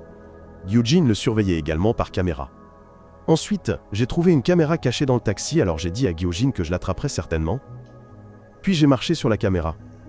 Ji-hyun et moi sommes allés chez Hee-jung, car nous étions sûrs qu'elle savait où Gyu-jin se cachait, mais Hee-jung a refusé de donner la moindre information. J'ai sorti mon téléphone et j'ai dit qu'il était tombé dans mon taxi. Je pense que Ji-yoon l'a fait tomber en premier. J'ai menacé de le remettre à la police demain matin. Les données qu'elle contient aideront la police à trouver le véritable coupable. Et ils arrêteront Gyu-jin. Entendant cela, Hee et John se sont levés et ont déclaré qu'ils feraient tout pour protéger Gyu-jin. Il a dit qu'elle, N, était qu'une marionnette que Gyu-jin utilisait pour ses mauvais desseins. Mais Hee-jung a éclaté de rire. Elle était fière de ce qu'elle et Gyu-jin avaient fait ensemble. L'attitude de Hee-jung m'a mis en colère, alors Ji-hyun et moi sommes partis. Hee-jung s'est précipité en voiture jusqu'à l'endroit où Gyu-jin se cachait. J'ai conduit derrière elle. Hee-jung s'est garé devant un entrepôt abandonné et y est entré pour retrouver Gyu-jin. Hee-jung a dit que je tenais le téléphone. Je prévoyais de le remettre à la police, alors Hee-jung a pressé Gyu-jin de ça, échappé rapidement. Il lui a demandé d'aller lui chercher la clé USB contenant les vidéos originales. Hee-jung est aussi parti en voiture. J'ai dit que je devais rentrer pour gagner du temps avant l'arrivée de la police. Je suis entré voir Gyu-jin. J'ai dit que j'allais donner le vieux téléphone de Gyu-jin à la police, donc il ne s'enfuirait plus. Gyu-jin a ramassé un marteau et m'a attaqué sans relâche. Il m'a frappé à terre et m'a arraché le téléphone blanc qu'il utilisait. Je me suis relevé et je l'ai frappé. La violente force d'impact a fait tomber et éteindre le téléphone, si bien que Ji-hyun a disparu. J'ai rapidement remis la batterie. Le téléphone, je me suis fait frapper violemment par Gyu-jin et je suis tombé. Il reprit son téléphone et l'alluma. Un courant électrique apparut, lui permettant de voir l'âme de Ji-hyun. Gyu-jin lui demanda immédiatement. « Êtes-vous vraiment l'inspectrice Ji-hyun ? Es-tu un fantôme ?» Ce n'est que, à ce moment-là qu'il réalisa que Joen était pas fou, mais qu'ils étaient toujours ensemble. Pourtant, Gyu-jin pensait que était fou et que je parlais tout seul. Maintenant que je suis réveillé, Ji-byun est venu s'enquérir de mon état. Ji-byun s'est approché du feu et m'a demandé si Ji-bya était vraiment un démon. Il s'apprêtait à jeter mon téléphone dans les flammes. Je supplie Gyu-jin de ne pas faire ça. Je me mets à genoux pour supplier Gyu-jin de me rendre mon téléphone. Gyu-jin a dit qu'il avait tué ma mère. Si je perds Ji-hyun maintenant, quelle douleur vais-je ressentir ? Mais Gyu-jin aimait voir le visage désespéré des autres lorsqu'ils perdaient ceux qu'ils aimaient le plus. Après avoir dit cela, Gyu-jin jeta son téléphone dans le feu. Je mettais la main dans le feu pour le récupérer. Mais à cause de la chaleur excessive, je n'ai rien pu faire. Le téléphone a également explosé et Ji-hyun a progressivement disparu sous mes yeux. Cela m'a plongé dans le désespoir et je n'ai pu que crier de douleur. À ce moment-là, dans la chambre, Ji-hyun montrait aussi des signes de réveil. Elle ouvrit les yeux. Gyu-jin s'apprêtait à ramasser une arme pour me frapper. Lorsque la police est arrivée et l'a emmené au poste, j'ai été emmené à l'hôpital pour soigner les brûlures sur mes mains. Lorsque l'inspecteur Kang est entré pour s'enquérir de ma santé, j'ai pleuré et lui ai dit que j'étais avec l'esprit de Ji-hoi. Son âme se trouve dans le téléphone qui vient d'être brûlé. Ji-hyun m'a dit de ne rien dire à l'inspecteur Kang à ce sujet, car elle craignait que son père ne soit blessé en apprenant que sa fille irait. Après avoir dit cela, j'ai baissé la tête et j'ai présenté mes excuses à l'inspecteur Kang pour ne pas avoir pu protéger sa fille. L'inspecteur Kang a écouté et m'a immédiatement conduit dans un autre hôpital. Ils entrèrent dans la pièce où Ji-hyun était soigné. Je touchais son visage. Je ne pouvais pas croire que Ji-hyun soit encore en vie. L'inspecteur Kang a dit que lorsqu'elle avait été admise à l'hôpital après l'accident, quelqu'un avait essayé de la tuer une fois de plus. Il a deviné que la personne devait être Gyu-jin. C'est pourquoi l'inspecteur Kang a transféré Ji-hyun ici pour d'autres traitements. J'ai éclaté en sanglots en voyant que Ji-hyun était toujours en vie. Au poste de police, Gyu-jin a nié toutes les accusations portées par la police. Il a affirmé ne pas m'avoir agressé et ne pas avoir tué Young-soo. Il a également déclaré que la voix sur l'enregistrement N n'était pas la sienne. Ensuite, Gyu-jin fut enfermé dans une cellule. De mon côté, je tenais la main de Ji-hyun. Je me souviens que nous ne pouvions pas nous tenir la main à ce moment-là, car Ji-hyun était toujours un fantôme. Puis soudain, la main de Ji-hyun a bougé. Elle a ouvert les yeux et m'a regardé. Je suis immédiatement allé chercher un médecin. À ce moment-là, Hee-jung est allé au poste de police et a avoué être la responsable d'une série de meurtres de patients à l'hôpital Daehan. L'inspecteur Kang m'a informé que le rythme cardiaque et l'état de santé de Ji-hyun étaient revenus à la normale. Elle avait également ouvert les yeux et appelé son père. J'ai demandé avec inquiétude si elle me reconnaissait. Mais il semble que Ji-hyun ne se souvienne plus de moi. Hee-jung a montré le téléphone contenant les vidéos originales, les photos déchirantes des familles des victimes et la carte mémoire de la boîte noire du taxi de ma mère. Elle a ensuite avoué à la police qu'elle était responsable de la mort de toutes les victimes. et que cela n'avait rien à voir avec Gyujin. Tout cela était le fait de Hee-jung et Young-soo ensemble. Young-soo a changé d'avis et a menacé de tout révéler, alors Hee-jung l'a tué pour le faire taire. La police n'a alors eu d'autre choix que de libérer Gyujin. Il sortit et croisa Hee-jung, qui était escorté en prison. L'inspecteur Kang reçut un appel téléphonique l'informant que Hee-jung avait avoué être l'auteur du crime. Cette nuit-là, Hee-jung était assise seule, en pleine réflexion. Le lendemain matin, le gardien l'a trouvée allongée sur le sol. À côté d'elle se trouvait un couteau pointu et une lettre. Chang-soo, apprenant la nouvelle, a immédiatement ordonné à ses subordonnés de clore cette affaire, car Hee-jung avait quitté ce monde dans sa cellule. Le lendemain matin, lorsque Gyujin est arrivé au travail à l'hôpital, il a reçu des regards désapprobateurs de ses collègues. Soji lui a annoncé la mort de Hee-jung. Soji ne croit pas que Hee-jung soit un tueur en série. Soudain, Soji annonce que l'inspectrice Ji-yoon est arrivée. Il y a quelques jours, Ji-yoon avait été transférée ici pour y être soignée. Elle était dans le coma, mais maintenant elle réagit. Gyujin est extrêmement curieux de savoir pourquoi Ji-yoon est encore en vie. Il est retourné à son bureau et a réfléchi pendant longtemps. Puis, il prit 2 seringues et se dirigea droit vers la chambre de Ji-yoon. Alors que Gyujin s'apprêtait à injecter le médicament à Ji-yoon, elle ouvrit soudain les yeux. Je suis apparu et j'ai maîtrisé Gyujin. Quand il était sur le point de frapper Ji-yoon, je l'ai protégé. Gyeokong s'est précipité dehors et a pris Soji en otage. Il l'a emmené avec lui dans l'ascenseur. La police, voyant cela, s'est précipitée à leur poursuite. Gyujin est descendu dans le hall et a volé une voiture. Il est parti en voiture, abandonnant Soji. J'ai pris mon taxi pour le poursuivre. Le père Uem-suk a demandé de l'aide pour arrêter Gyujin. Je cours après Gyujin avec 2 policiers. Arrivé à une intersection, les voitures des 2 policiers sont restées bloquées. J'ai continué à le poursuivre et à informer la police de l'itinéraire. De nombreuses voitures de police ont également bloqué la route. Ils ont levé leurs armes et ont demandé à Gyujin de s'arrêter. J'ai dépassé en taxi puis j'ai tourné le volant. L'incident soudain a fait que la voiture de Gyujin a percuté la barrière de sécurité sur le bord de la route. Il repousse les policiers et approche un objet pointu de son cou. Je me suis précipité pour le maîtriser et lui ai dit que Gyujin ne pouvait pas mourir si facilement. Il devait payer pour ce qu'il avait fait. Gyujin a ensuite été arrêté par la police. Ji-hyun est ensuite allé voir Gyujin. Gyujin a dit que même s'il mourait, il reviendrait pour tuer tout le monde. J'ai dit que Jeven était pas sûr qu'il sortirait de prison pour se venger. Ji-hyun s'est inquiété de mon bras brûlé. Avant cela, je lui avais demandé si elle se souvenait de moi. Mais ce n'est pas grave si elle ne s'en souvient pas, car je suis déjà heureux de la voir vivante. Ji-hyun m'a immédiatement pris la main et m'a dit qu'elle se souvenait de tout. Comment pourrait-elle oublier celui qu'elle aime? J'ai immédiatement serré Ji-hyun dans mes bras. Ji-hyun a ensuite dit aux 2 policiers que Hee-jung avait avoué et avait quitté ce monde. Par conséquent, il est maintenant très difficile de condamner Gyujin. Les policiers devraient utiliser Ji-hyun comme appât pour le faire agir. Si Gyujin voyait qu'elle était encore en vie à l'hôpital d'Ayun, il viendrait certainement et la tuerait. Quelques jours plus tard, j'ai tenu la main de Ji-hyun, alors que nous marchions sur un chemin enneigé. Ji-hyun m'a demandé à quel point je l'aimais parce que je restais silencieux et ne répondais pas. Ji-hyun l'a embrassé sur les lèvres. J'ai pris la main de Ji-hyun et lui ai exprimé mes sentiments. Ensuite, ils échangèrent un doux baiser et s'enlacèrent étroitement. Pendant ce temps, Gyujin était assis tristement en prison. Maintenant, il pouvait voir les fantômes. De nombreuses âmes qui ne pouvaient pas partir s'apparaissaient constamment. Ils sont aussi venus voir Gyujin pour libérer leur haine. Gyujin a repris le travail. Elle a été transférée à l'unité des crimes graves de Chang-soo.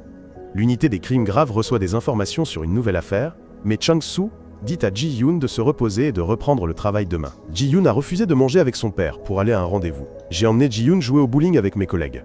J'ai dit que je jouais souvent au bowling avec ma mère, alors je voulais aussi jouer à ce jeu avec ma petite amie. Alors que tout le monde était joyeux, Ji-hyun et moi sommes allés voir Wang Sol. Le fait qu'ils soient tous 2 amoureux et toujours en vie a surpris Wang Sol. Ji-hyun l'a remercié de l'avoir aidé à retrouver ses souvenirs lorsqu'elle était un fantôme. Je me demande où est elle, âme de ma mère, et pourquoi elle ne vient pas me voir. Wang Sol sonna et dit que ma mère essayait encore de tenir sa dernière promesse, elle ne pouvait donc pas quitter un endroit. J'ai conduit jusqu'au restaurant de grillade, c'est là que ma mère avait promis de m'emmener manger avant de mourir. Je sens l'esprit de ma mère ici, alors j'appelle son nom. Ma mère était également très heureuse que son fils puisse la voir. Je me suis excusé auprès de ma mère pour mon retard, puis nous avons toutes les 2 éclaté en sanglots. Maman a dit à son fils de vivre heureux. Ji-hyun, qui se tenait à côté, s'est également excusé auprès de ma mère. C'est à cause de Ji-hyun qu'elle a dû mourir. Sans Ji-hyun, elle et moi aurions vécu heureux. Mais ma mère a dit à Ji-hyun de ne pas se blâmer car ce haine n'était pas de sa faute. Ces mots ont fait sangloter Ji-hyun. Ensuite, les 3 se sont assis pour manger du barbecue. Ji-hyun et moi avons tout raconté à ma mère. Elle a dit à Ji-hyun de prendre soin de moi pour elle, car grâce à elle, elle pourrait partir en paix. Ma mère nous a dit à nous 2 de manger le barbecue. J'ai immédiatement mis un morceau de viande dans ma bouche pour lui faire plaisir. Ma mère s'est souvenue que j'avais dit que je voulais tellement venir ici, mais comme la nourriture était trop chère, Elle ne pouvait pas m'emmener. Maintenant, ma mère est très heureuse de me voir manger avec autant d'appétit. Ce n'est que, à ce moment-là, que j'ai pu exprimer mon amour pour elle. S'il y a une prochaine vie, je voudrais toujours être le fils de ma mère. À ce moment-là, je ne contristerai pas ma mère, et j'essaierai d'être une bonne fille pour elle. Ma mère fut émue, et dit qu'en cette vie, Ja était déjà une fille parfaite. Mon enfant est toujours ma motivation et mon bonheur. Une fois ces mots prononcés, mon âme s'est envolée. En ce moment, ma grand-mère rêvait de Ji-yoon. Au réveil, elle était très confuse, car le rêve était trop réel. Ensuite, j'ai ramené Ji-yoon chez moi, et je l'ai présenté à ma grand-mère. Elle a été très surprise de voir que ma petite amie était la fille qui était apparue dans son rêve. Elle serra joyeusement sa future bru dans ses bras. Le lendemain, j'attendis Ji-yoon devant le poste de police. Elle dit qu'elle enquêtait sur une affaire de femme disparue. J'ai dit que je l'aiderais à résoudre cette affaire. Ensuite, il a conduit ce taxi fantôme. J'ai conduit jusqu'à un arrêt de bus. Je me suis arrêté et j'ai demandé à la femme en lunettes. Mais Ji-yoon n'a vu personne dehors. Ensuite, la femme est montée dans le taxi, alors j'ai informé Ji-yoon. Ji-yoon a demandé si Fro était la femme disparue depuis 1999. La femme a confirmé que était bien Ji-yoon. Et je suis fier de me présenter comme ceux qui innocentent et réalisent les derniers souhaits des fantômes. Et cette voiture est appelée le taxi fantôme. Ji-yoon me fit signe de poser une question. Ensuite, j'ai demandé à la femme si elle avait de l'argent pour payer le taxi. Elle a dit qu'ils voulaient toujours leur argent des fantômes. La femme est là depuis 20 ans. Elle connaît un endroit où les gangsters cachent leur argent récemment. Ji-yoon m'a ensuite fait signe de prendre ce client. J'ai accepté, et j'ai commencé à conduire. Ensuite, les deux ont commencé à réaliser les derniers souhaits du fantôme. Le film d'aujourd'hui se termine ici. Rendez-vous dans les prochaines vidéos.